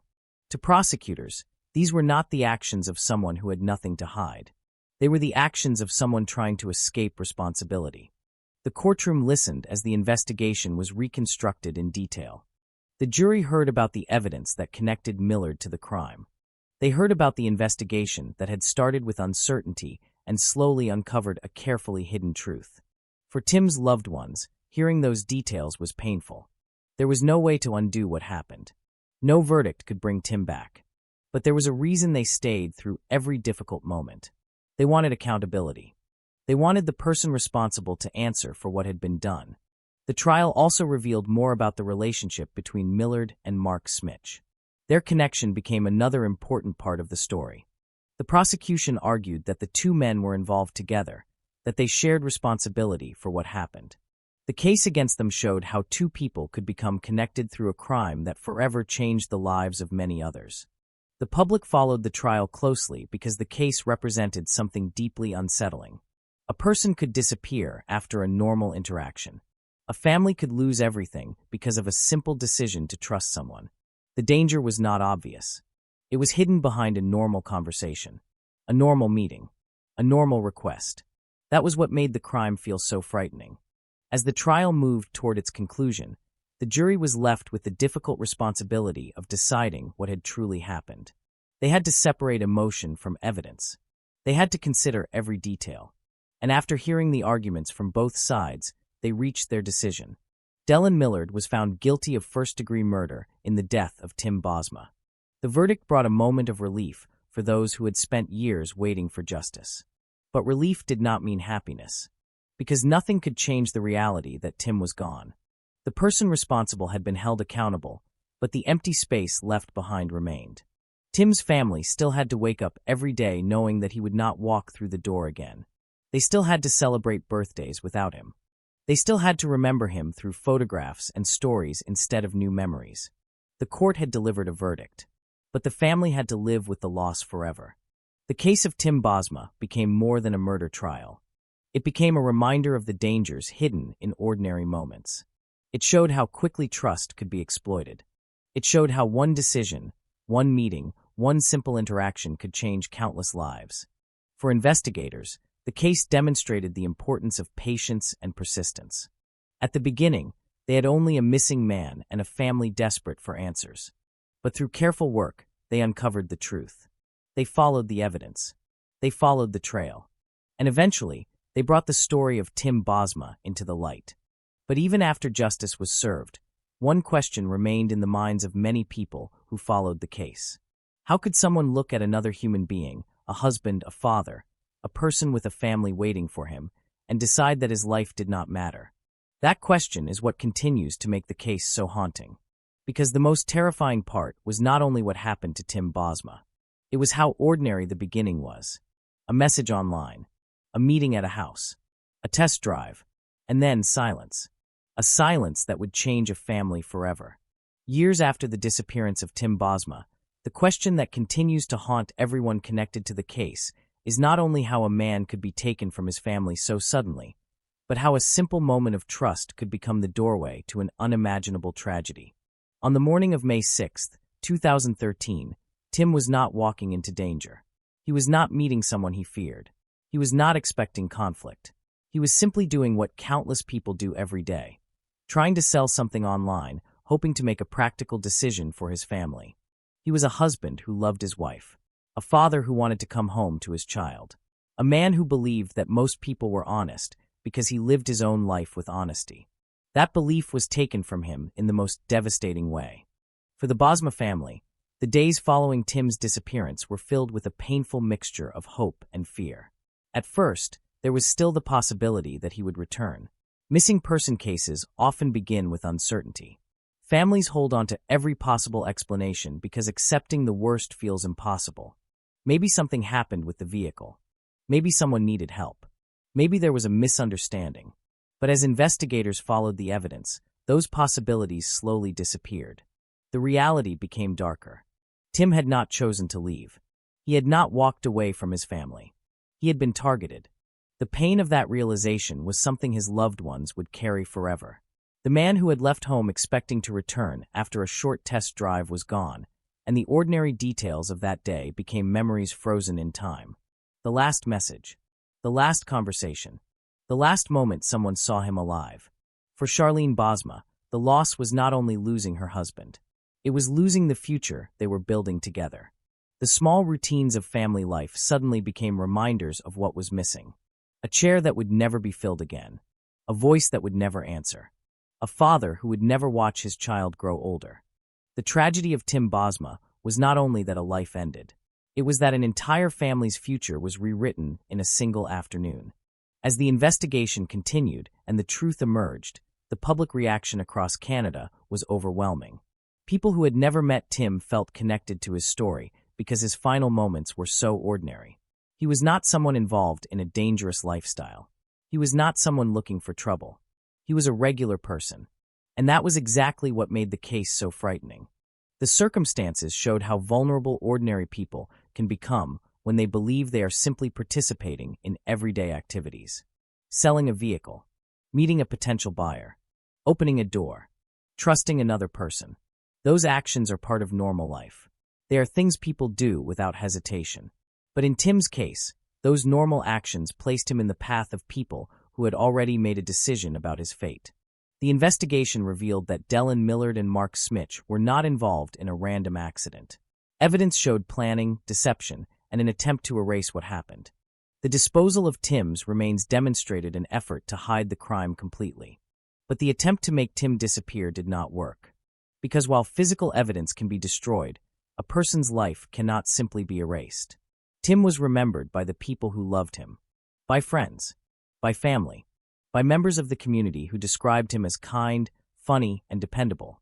The case also forced people to look more closely at the world around them. The image of a crime victim is often shaped by assumptions. People imagine victims as those who live risky lives or find themselves in dangerous situations. Tim challenged that idea. He was someone whose biggest mistake was believing that a simple transaction could be harmless. The trial that followed brought many painful details into public view. The courtroom became the place where investigators explained how they connected the evidence, how they traced the movements of the accused, and how a missing person case became a murder prosecution. For Tim's family, the trial was not about revenge. It was about answers. It was about making sure that the world knew what happened to him. It was about giving a voice to someone who could no longer speak. Throughout the proceedings, the contrast between Tim's life and the actions of those responsible became impossible to ignore.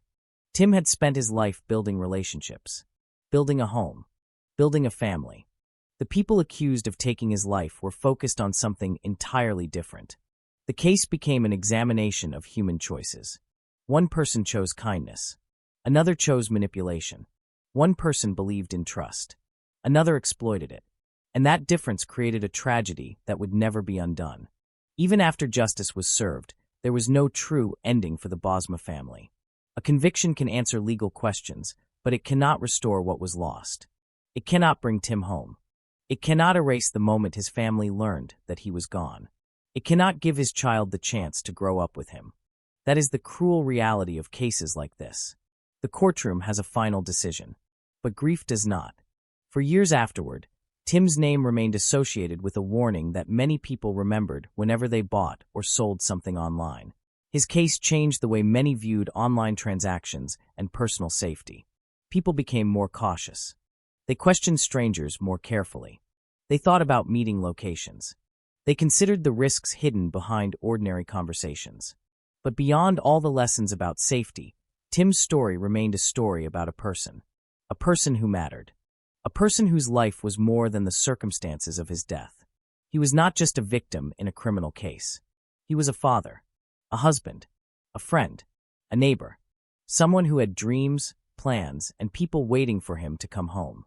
The most painful part of the Tim Bosma case is that the event itself was so ordinary in the beginning. There was no dramatic confrontation, no obvious warning sign, no moment where Tim could have known what was coming. The danger arrived disguised as a normal opportunity, a vehicle for sale, a conversation with strangers, a test drive, and then everything changed. Years later, the story of Tim Bosma continues to be remembered because it represents one of the most unsettling fears people have. The idea that tragedy can enter through the smallest opening. A normal day can become the last day. A simple decision can become irreversible. A stranger can become the person who changes a family forever. But Tim's story is not only about the people who took his life. It is also about the people who refused to let him be forgotten. The investigators who searched for answers. The community that supported his family. The loved ones who continued speaking his name. Because although Tim Bosma disappeared on that May afternoon, his existence was never erased. The people who knew him kept his memory alive. And that may be the most important truth left behind. A person's life is not defined by the final moment. It is defined by every moment before it. The laughter shared. The memories created. The love given. Tim Bosma's story began as a simple family moment and ended as one of Canada's most unforgettable criminal investigations. But behind the headlines, behind the courtroom, behind the evidence, there was a man who simply wanted to provide for his family. A man who believed he was making a normal deal. A man who expected to return home. And a man whose absence left a permanent silence in the lives of everyone who loved him. The name Tim Bosma became more than just the name of a man in a missing person investigation. It became a symbol of something much deeper, something that reached far beyond the streets of Hamilton and the courtroom where the accused eventually faced justice. It became a reminder that behind every headline, behind every police report, behind every piece of evidence presented to the public, there is a human life that existed long before the tragedy. Tim was not remembered because of the way he died. He was remembered because of the way he lived. Before the investigation, before the media attention, before the world knew his name, Tim Bosma was simply a husband and a father trying to build a good life. He was the person who came home after work. The person who made his family laugh. The person who looked forward to ordinary moments. Those ordinary moments became the things his family missed the most. The case left behind questions that could never truly be answered. Even after the evidence was presented and the convictions were reached, there remained a painful reality that justice could not change. Tim was gone. His family had to continue living in a world where every future memory would have a missing piece. Birthdays, holidays, family celebrations, moments where someone should have been standing beside them. Instead, there would always be an empty space. For many families of homicide victims, the punishment of the offender is only one part of the journey. The legal system can determine guilt. It can assign responsibility. It can create a record of what happened. But grief exists outside the courtroom. It does not follow a timeline. It does not disappear when a verdict is announced. For Charlene and those closest to Tim, the hardest part was not only losing him. It was knowing that the person they loved had been betrayed by a moment of trust. The circumstances of Tim's death were disturbing because they attacked something people rarely question.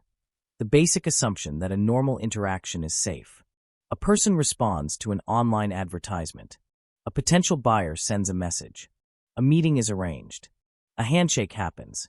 These are moments that seem harmless because they are part of everyday life. Tim's story forced many people to look at those moments differently. The case created conversations about online safety, about meeting strangers, about how easily someone's good intentions can be manipulated. But even with all those lessons, one fact remained impossible to escape. Tim was not responsible for what happened to him. He was targeted by people who made a choice to deceive, a choice to plan, a choice to take away another person's life. The investigation revealed a disturbing contrast between the lives of the victim and the people responsible. Tim represented stability. He represented family. He represented a person trying to create something meaningful. The men accused of killing him represented something completely different. A willingness to treat another human being as an obstacle. A belief that someone else's life could be removed for personal gain. That contrast became one of the most unsettling aspects of the case. How could two people look at a stranger, someone they had never met before, and decide that his life had less value than their own goals? That question stayed with many people who followed the case. The motive itself became part of what made the crime so disturbing. There was no long history between Tim and his attackers. No personal revenge. No emotional conflict that had grown over years. Tim was simply someone who appeared in their path. A stranger. A name on an advertisement. A person they believed they could erase. But they underestimated one thing. They underestimated how much a person matters. They underestimated the determination of those searching for answers. They underestimated the power of evidence. And they underestimated the fact that a life cannot disappear without leaving traces behind. The investigation that followed showed the importance of patience and persistence. Detectives had to piece together a story from fragments. A digital conversation, a vehicle, a timeline, witness accounts, physical evidence. Each piece alone may have seemed incomplete, but together they created a picture of what happened. For the community, the case became a shared experience of shock and grief. People who never met Tim felt connected to him because his story felt familiar. He could have been anyone: a neighbor, a friend, a relative, a person simply trying to sell something online. That was what made the crime feel so personal. It did not happen in a distant world. It happened in the middle of ordinary life. A family woke up one morning expecting a normal day. By the end of that day, everything had changed forever. The impact of Tim's death also reached people who worked to prevent similar tragedies.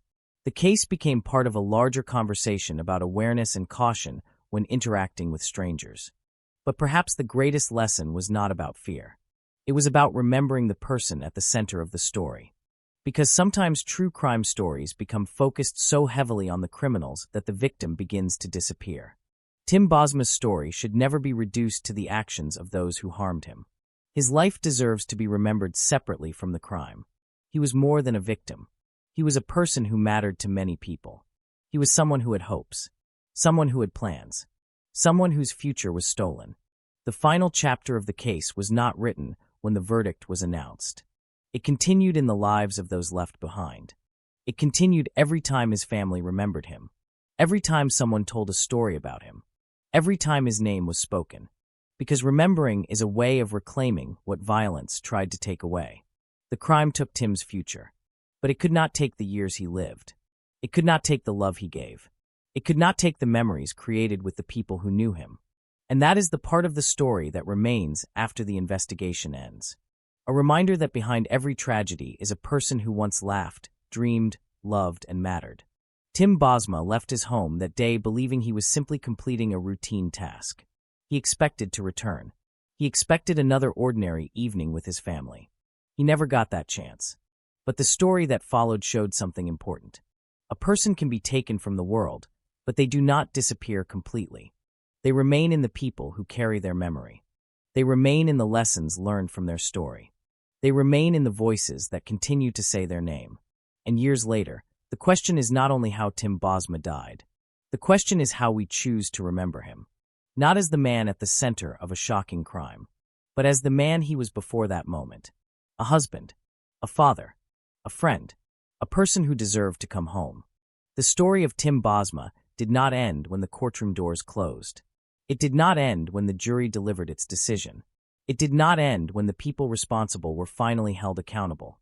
Because for the people who loved Tim, the end of a trial was not the end of the pain. It was only the beginning of learning how to live with something that could never be changed. There is a moment in every tragedy when the world separates into two different times.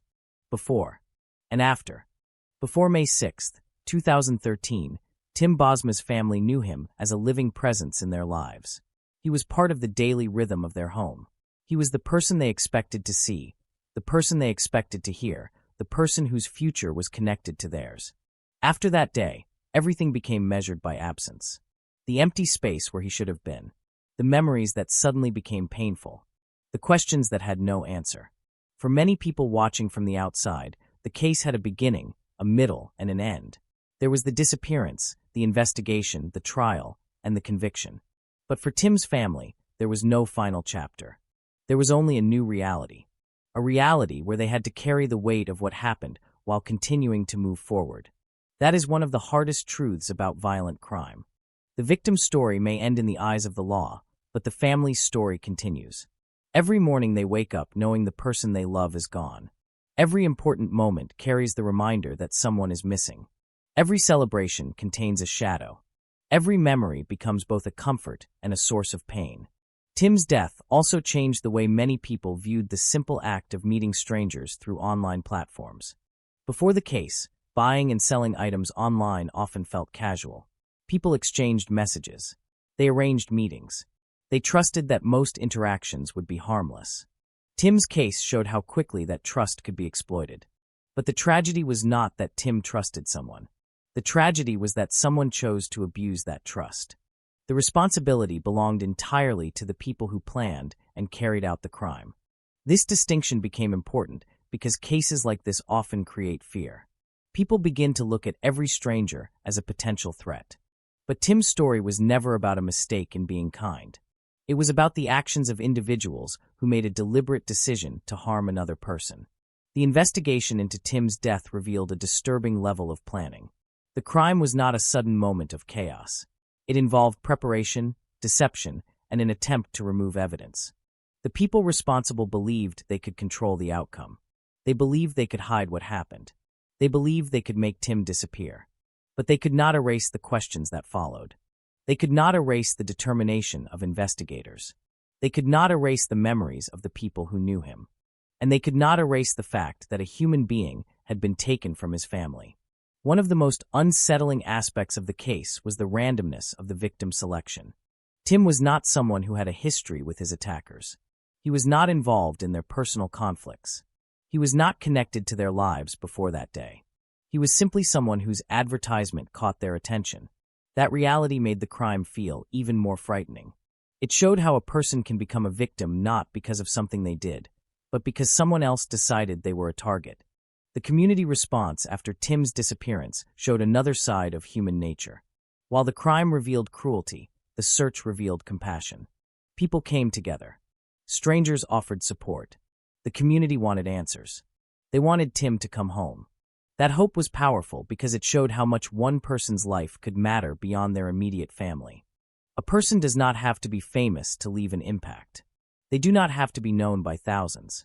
Sometimes a single person matters deeply because of the small moments they create with the people around them. Tim's importance was found in those moments. The conversations, the jokes, the family memories, the everyday actions that often seem ordinary until they are suddenly gone. The case also raised difficult questions about the nature of evil and how someone can commit such a crime. Many people wondered what could drive a person to make such a calculated decision. Was it greed? Was it arrogance? Was it the belief that consequences did not apply to them? The answers were debated, but one thing remained clear. The crime was not caused by Tim. It was caused by choices made by others. The people responsible had opportunities to stop. They could have walked away. They could have changed course. They could have chosen a different path. But they did not. And those decisions created a permanent wound. Years later, the name Tim Bosma continues to represent more than a criminal investigation. It represents a reminder of the value of human life. It represents the importance of compassion. It represents the reality that behind every case file is a person with a story. A person who had people waiting for them. A person who had plans for tomorrow. A person who deserved more time. When people remember Tim Bosma, they remember the tragedy. But they also remember the man. The husband who loved his family. The father whose presence mattered. The person who walked out of his home expecting to return. That is the part of the story that cannot be taken away. Because the final moments of someone's life should never become the only thing people know about them. A person is not defined by the way they were lost. They are defined by the life they lived. And Tim Bosma's life, even though it was cut short, was filled with moments that mattered. His story continues because people continue to tell it. Not because the crime deserves attention, but because the person behind the crime deserves to be remembered. The world learned about Tim because of something terrible that happened to him. But his family knew him because of something much more important. Because he was loved. As time passed, the name Tim Bosma remained connected to one of the most disturbing criminal cases in Canadian history. The details of the investigation, the shocking betrayal, and the actions of those responsible continued to be discussed long after the courtroom proceedings ended. But for those who truly knew Tim, the story was never only about the crime. It was about a person whose life existed long before the headlines, a person who had dreams that would never be completed, a person whose future was taken away in a moment that began with something completely ordinary. That was perhaps the most painful part for his family. There was nothing unusual about the beginning of that day. There was no reason to believe it would become the last day of Tim's life. He woke up. He spent time with his family. He continued with the responsibilities of everyday life. And then he answered a message from someone interested in buying his truck.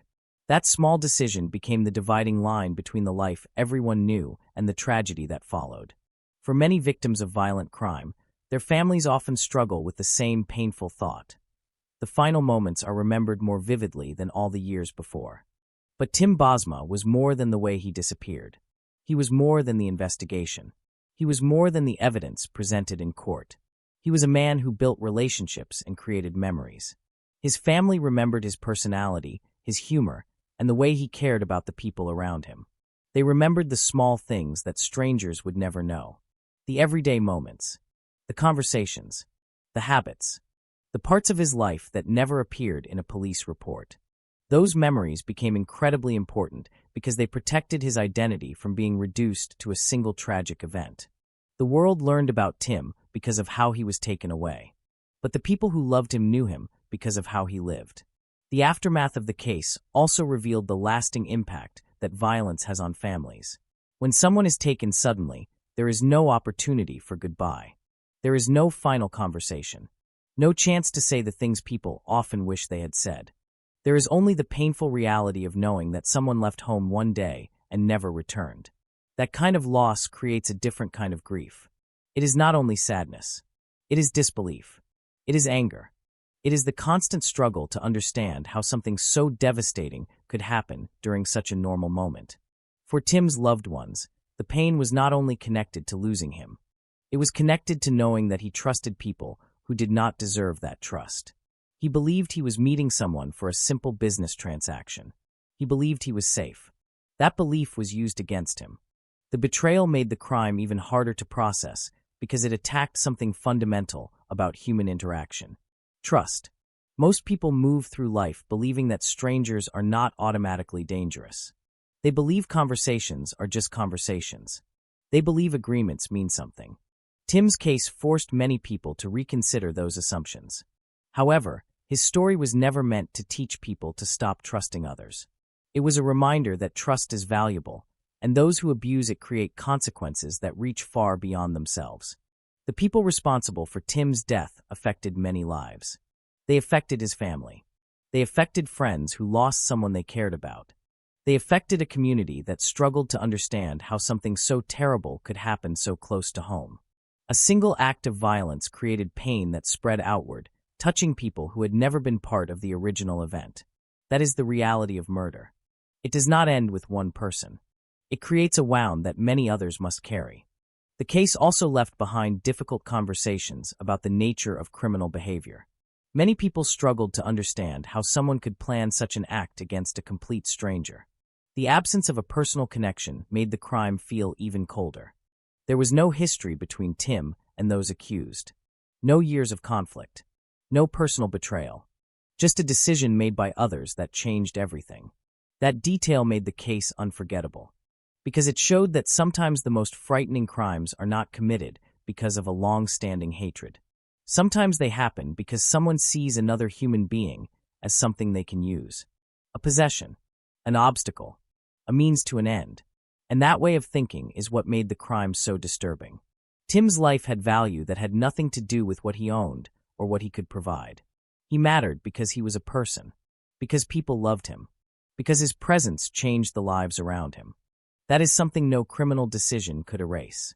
The years after the case brought moments of reflection for many who followed the story. People continued asking questions about what happened and why. But one question remained especially painful. What would Tim's life have looked like if he had come home that day? What moments would he have experienced? What memories would he have created? What kind of father would he have continued to become? Those questions have no answers. And that is one of the hardest parts of losing someone. The future disappears with them. Families are not only grieving the person they lost. They are grieving everything that person would have experienced. Every birthday, every conversation, every milestone, every ordinary day that will never happen. But even with that loss, Tim's story also became a story of resilience. The people who loved him continued forward. They carried his memory. They spoke about who he was. They refused to allow the actions of others to become the only thing associated with his name. Because remembering someone is an act of love. It is a way of saying that a life mattered, that a person was here, that their existence made a difference. Years later, the case remains a reminder of how quickly a normal moment can turn into a tragedy. A reminder that behind every criminal investigation, there are real people, real families, real lives. The cameras eventually stopped. The courtroom eventually closed. The news coverage eventually faded. But for the people who loved Tim, the story never truly ended. They continue carrying the memory of a man who left home expecting to return. A man who was loved. A man who was missed. A man whose life was far greater than the crime that took him away. And perhaps that is the most important part of remembering Tim Bosma. Not the vehicle. Not the investigation. Not the people who caused the tragedy. But Tim himself. The husband. The father. The friend. The person whose life mattered. The trial of Dellen Millard had become more than a courtroom battle. It had become a moment where an entire community tried to understand how an ordinary man could become the center of such a horrifying crime. For the family of Tim Bosma, every day inside that courtroom was another reminder of the night their lives were permanently changed.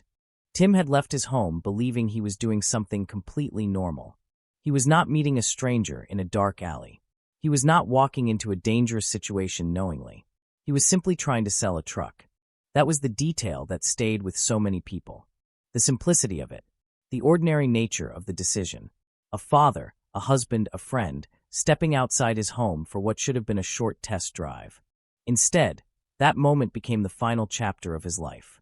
As the prosecution presented its case, the picture of what happened began to take shape. The Crown argued that Tim was targeted as part of a calculated plan, not because of any personal conflict, but because he became an opportunity. A vehicle, a vulnerable seller, and a carefully constructed deception came together in a crime that shocked even experienced investigators. Dellen Millard sat in the courtroom listening as prosecutors described the evidence collected against him. The image they presented was of someone who believed he could control every detail. Someone who thought preparation and confidence could erase consequences. But investigators had slowly uncovered the trail he left behind. The digital evidence became one of the strongest parts of the case. In modern investigations, people often imagine evidence as something physical, fingerprints, weapons, or objects left behind. But in the Bosma investigation, information stored in phones, computers, and online activity helped investigators reconstruct the movements of people involved. Every message, every location record, every connection between individuals created another piece of the timeline. The prosecution argued that Millard and his accomplice Mark Smitch had not simply encountered Tim by chance. The meeting had been arranged. The truck advertisement had provided an opening. The defense attempted to challenge the reliability of the evidence and question the conclusions drawn by investigators. They wanted the jury to look at each piece separately instead of seeing the larger picture. But the prosecution continued building that picture. They showed how a man who appeared to have everything had become connected to a crime that seemed impossible to explain. Millard came from privilege. He had access to resources and opportunities. He had grown up surrounded by advantages many people spend their entire lives trying to reach. Yet none of those things prevented him from making choices that would destroy multiple lives. For Tim's family, the trial was not about understanding Millard's background. It was about remembering Tim. They remembered the man before the headlines. The man who played with his child. The man who loved his wife. The man who was known for his humor and kindness. In the middle of the legal arguments and forensic evidence, there was always the same painful reality. A family had lost someone they could never replace. The courtroom heard details of how investigators believed Tim's final moments unfolded. Details that were difficult for many people to hear. The evidence suggested that the crime was not an accident, not a moment of panic, but a deliberate act. That was what made the case so disturbing. There was no emotional connection between victim and attacker. No history of conflict. No personal revenge. Tim was a stranger whose life was ended because someone else wanted something. The prosecution described the actions after the killing as another indication of planning. They argued that efforts were made to hide what happened, to remove evidence, and to create distance between the crime and those responsible. But every attempt to erase the truth created more questions. Investigators followed those questions. They followed the vehicle. They followed the communications. They followed the connections. And eventually, they followed the evidence back to Dellen Millard. As the trial continued, the public also became fascinated and disturbed by Millard's personality and lifestyle. To many, the most unsettling part was the contrast between appearance and reality. He was not someone who fit the image people expected. He was not a mysterious figure living completely outside society. He could appear charming. He could speak confidently. He could move through social circles without immediately drawing suspicion. That contrast created a feeling of unease. It reminded people that danger does not always announce itself. Sometimes it arrives politely. Sometimes it shakes your hand. Sometimes it smiles while making plans you cannot see. The jury was eventually asked to make the most serious decision possible: whether the evidence proved beyond a reasonable doubt that Dellen Millard was responsible for Tim Bosma's murder. For the Bosma family, no verdict could bring Tim back. No prison sentence could restore the ordinary moments they lost. The birthday celebrations that would never happen. The conversations that would never take place. The future memories that disappeared in a single evening. But justice mattered, because without accountability, the loss would feel even heavier. The courtroom waited for the final answer. And when the verdict came, it confirmed what investigators had spent months trying to prove. Dellen Millard was found guilty of first-degree murder in the death of Tim Bosma. The man who had walked into Tim's life pretending to be a buyer was now officially convicted as the person responsible for taking it away. For many, the verdict brought relief. For others, it brought a different emotion: sadness. Because behind the legal victory was the reminder that the reason everyone was there was because Tim Bosma was gone. A family had been changed forever. A community had been shaken. And a simple online advertisement had become the doorway to one of Canada's most unforgettable criminal cases. The story of Tim Bosma was not remembered because of the vehicle involved or the investigation alone. It was remembered because of the terrifying lesson hidden inside it. A normal day can become the day everything changes. A stranger can become a threat. And a moment of trust can sometimes be exploited by someone who has already decided to do harm. Tim Bosma left home expecting to return. His family waited for him. But instead of coming back through the door, he became the center of a search, a trial, and a story that would remain in Canadian history. A story about betrayal. A story about loss. And a story about a man whose life mattered far beyond the terrible circumstances of his death. The conviction of Dellen Millard brought a legal conclusion to the murder of Tim Bosma. But for the people who loved Tim, the end of the trial did not mean the end of the pain. A courtroom can deliver a verdict, but it cannot restore a missing voice, a familiar smile, or the presence of someone who should still be sitting at the family table. For Tim's wife, Charlene, the days after the verdict were filled with emotions that were impossible to separate. There was relief that the person responsible had been held accountable, but there was also the unbearable reality that justice came only after a life had been taken. Tim was no longer a person coming home after work. He was no longer the father who would watch his child grow. He was no longer the husband who would share ordinary moments that seemed insignificant before, but became priceless after he was gone. That is often the cruelest part of violent crime. The world continues moving forward, but for the people closest to the victim, time can feel frozen at the moment everything changed. The Bosma family had to rebuild a life around an absence. A chair remained empty. A voice was missing from conversations. Memories became both comforting and painful because every happy moment carried the reminder of what had been lost. The case also left a lasting impact on the community of Hamilton and beyond. People across Canada followed the investigation because the circumstances felt frighteningly familiar. Tim had not met someone in a dangerous location. He had not entered a situation that looked obviously threatening. He was at home. He was selling something online. He was doing something that countless people do every day. That was what made the crime so disturbing. It showed how a normal interaction could become a carefully planned trap. The online marketplace, something designed to connect buyers and sellers, became the setting where trust was manipulated. The people involved in Tim's death understood that the situation appeared harmless. They used the normal expectations of a simple vehicle sale against him. A person offering a test drive was not unusual. A buyer asking questions was not unusual. Two people showing interest in a truck was not unusual. Everything looked normal. Until it wasn't. The investigation into Tim's death became one of the most watched criminal cases in Canada because it exposed not only a murder, but a pattern of deception. Investigators were forced to look beyond the obvious and examine every small detail that could reveal the truth. The case demonstrated how modern investigations rely on more than traditional police work. The smallest digital traces, conversations, movements, and connections can become pieces of a much larger story. A message sent, a location recorded, a vehicle seen, a connection between people that once seemed meaningless. Together, those details created a timeline. And that timeline showed that Tim's disappearance was not a mystery without answers. It was a crime carefully constructed by people who believed they could control the outcome. But they underestimated one thing. They underestimated the determination of investigators. From the moment Tim was reported missing, the people searching for him refused to treat it as an ordinary disappearance. His family knew something was wrong. They knew Tim would not simply walk away. That belief became one of the driving forces behind the investigation. Every hour mattered. Every piece of information mattered. Every person connected to the case had to be examined. Because somewhere inside the confusion was the truth about what happened after Tim walked out of his home. The investigation also forced people to confront uncomfortable questions about how well we truly know those around us.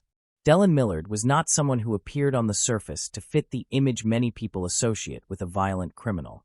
He had a background that included privilege and opportunity. He had access to wealth. He could present himself confidently. He could appear comfortable in social situations. Yet the evidence presented in court showed a completely different side. A side built around manipulation, control, and a willingness to treat another person's life as something disposable. That contrast became one of the most haunting elements of the case. How could someone who appeared so ordinary commit something so extraordinary?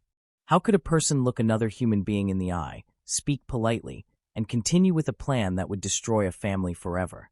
Those questions remained long after the trial ended. The case also became a reminder that victims should never be reduced to the circumstances of their deaths. When people talk about true crime, there is often a danger of focusing too much on the person who committed the crime. The investigation, the suspect, the courtroom drama, and the shocking details can sometimes overshadow the person who mattered most. Tim Bosma was more than a victim in a criminal case. He was a husband, a father, a friend, a member of a community that cared about him. The tragedy was not only that he was murdered. The tragedy was that the world lost everything he would have continued to become. His future disappeared. His family's future changed. His child would grow up with memories instead of moments. And that loss could never be reversed.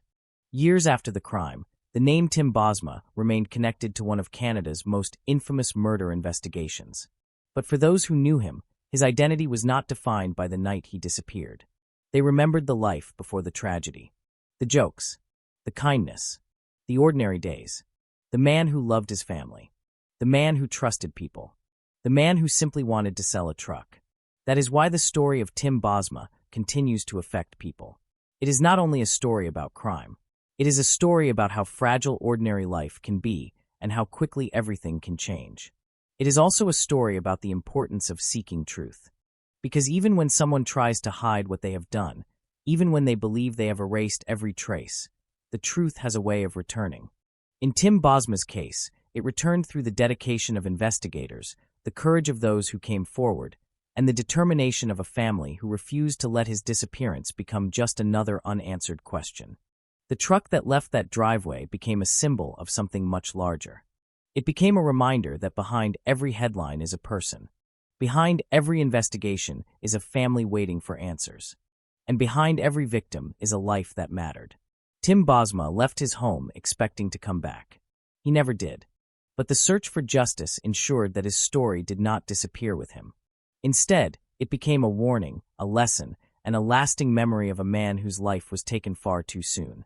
Years after the murder of Tim Bosma, the case continued to live in the memory of Canadians not only because of the crime itself, but because of the questions it forced people to ask about trust, vulnerability, and the hidden dangers that can exist behind ordinary moments. A man answered an online advertisement. A conversation began. A meeting was arranged. And within hours, a family was left searching for answers that no one should ever have to face. The story of Tim Bosma became a painful reminder that victims are not just names in court documents. They are people with routines, dreams, and loved ones who expected them to come home. Before the investigation, before the headlines, before the courtroom, there was Tim, a man who enjoyed spending time with his family, a man who worked hard, a man who was known by those around him as someone kind and approachable. The tragedy of his death was not only what happened on that day in May 2013, it was the future that disappeared with him. There were future birthdays that would never happen, future conversations that would never be shared, future memories that his family would have created together. That is the lasting impact of violent crime. The moment itself may last only minutes, but the consequences continue for years, sometimes for generations. For Charlene Bosma, life after Tim's death meant learning how to continue while carrying a loss that could never truly be put into words. The world around her continued as normal. People went to work. Families gathered. Children played. But for her, something fundamental had been taken away. The person who should have been beside her was gone. The person who should have watched their child grow was gone. And no legal decision could change that reality. The conviction of Dellen Millard brought accountability, but it did not erase the pain. It did not undo the final moments of Tim's life. It did not remove the questions that would always remain. Why him? Why that day? Why a simple vehicle sale became the beginning of such a devastating crime? Those questions are often the ones families carry long after a trial ends. The justice system can determine responsibility. It can deliver punishment. But it cannot repair a broken family. It cannot return someone to the people who love them. That is why remembering victims matters. Because when a crime becomes famous, there is a risk that the person at the center of the story becomes lost among the investigation details. The suspects, the evidence, the courtroom arguments, the shocking discoveries. But Tim Bosma was never just the victim of a famous case. He was a person whose life had meaning long before his name appeared in news reports. He had people who cared about him, people who missed him, people who still remembered who he was before tragedy changed everything. The case also changed the way many people viewed online transactions. Buying and selling items through the internet had become a normal part of modern life. People regularly met strangers to exchange vehicles, furniture, electronics, and countless other things. Most of those meetings happen without incident. Most people are simply trying to complete a simple transaction. But the Bosma case showed how criminals can exploit ordinary trust. The danger was not obvious. There was no dramatic warning. No clear sign that something terrible was about to happen. The people involved created an atmosphere of normality. And that was what made the crime so disturbing. The appearance of everyday life became part of the deception.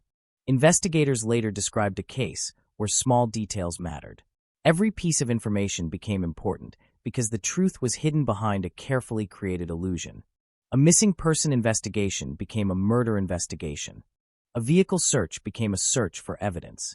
A family's desperate hope became the painful reality that Tim was never coming home. But through all of it, investigators continued searching. They followed every lead. They examined every connection. They worked to give Tim's family the answers they deserved. Their efforts showed something important about investigations into violent crimes. The truth is often not revealed through one single discovery. It is built piece by piece. A detail that seems insignificant at first can later become the piece that connects everything. A question that seems unanswered can eventually lead investigators in the right direction. And sometimes, the person who believes they have hidden the truth leaves behind more evidence than they realize. The story of Tim Bosma remains one of Canada's most haunting criminal cases because it represents a fear many people understand. The fear that something familiar can suddenly become dangerous. The fear that someone's intentions may not be what they appear. The fear that a normal decision can have unimaginable consequences. But the story also represents something else. It represents determination. The determination of a family to find answers. The determination of investigators to uncover the truth. The determination of a community to remember a person whose life mattered. Tim Bosma's story did not end with the crime. It continued through the people who loved him, through the memories shared about him, through the lessons people took from what happened. A person's life should never be defined only by the way it ended. And Tim's life was much bigger than the terrible event that took him away. He was a husband, a father, a friend, a neighbor, a person who had hopes and plans and ordinary moments that were important because they belonged to him. The truck that left his driveway that day became connected forever to one of Canada's most recognized criminal investigations.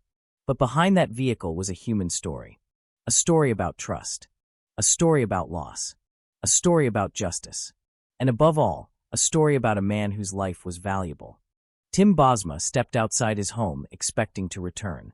He expected to finish a simple task and continue his normal evening. He never got that chance.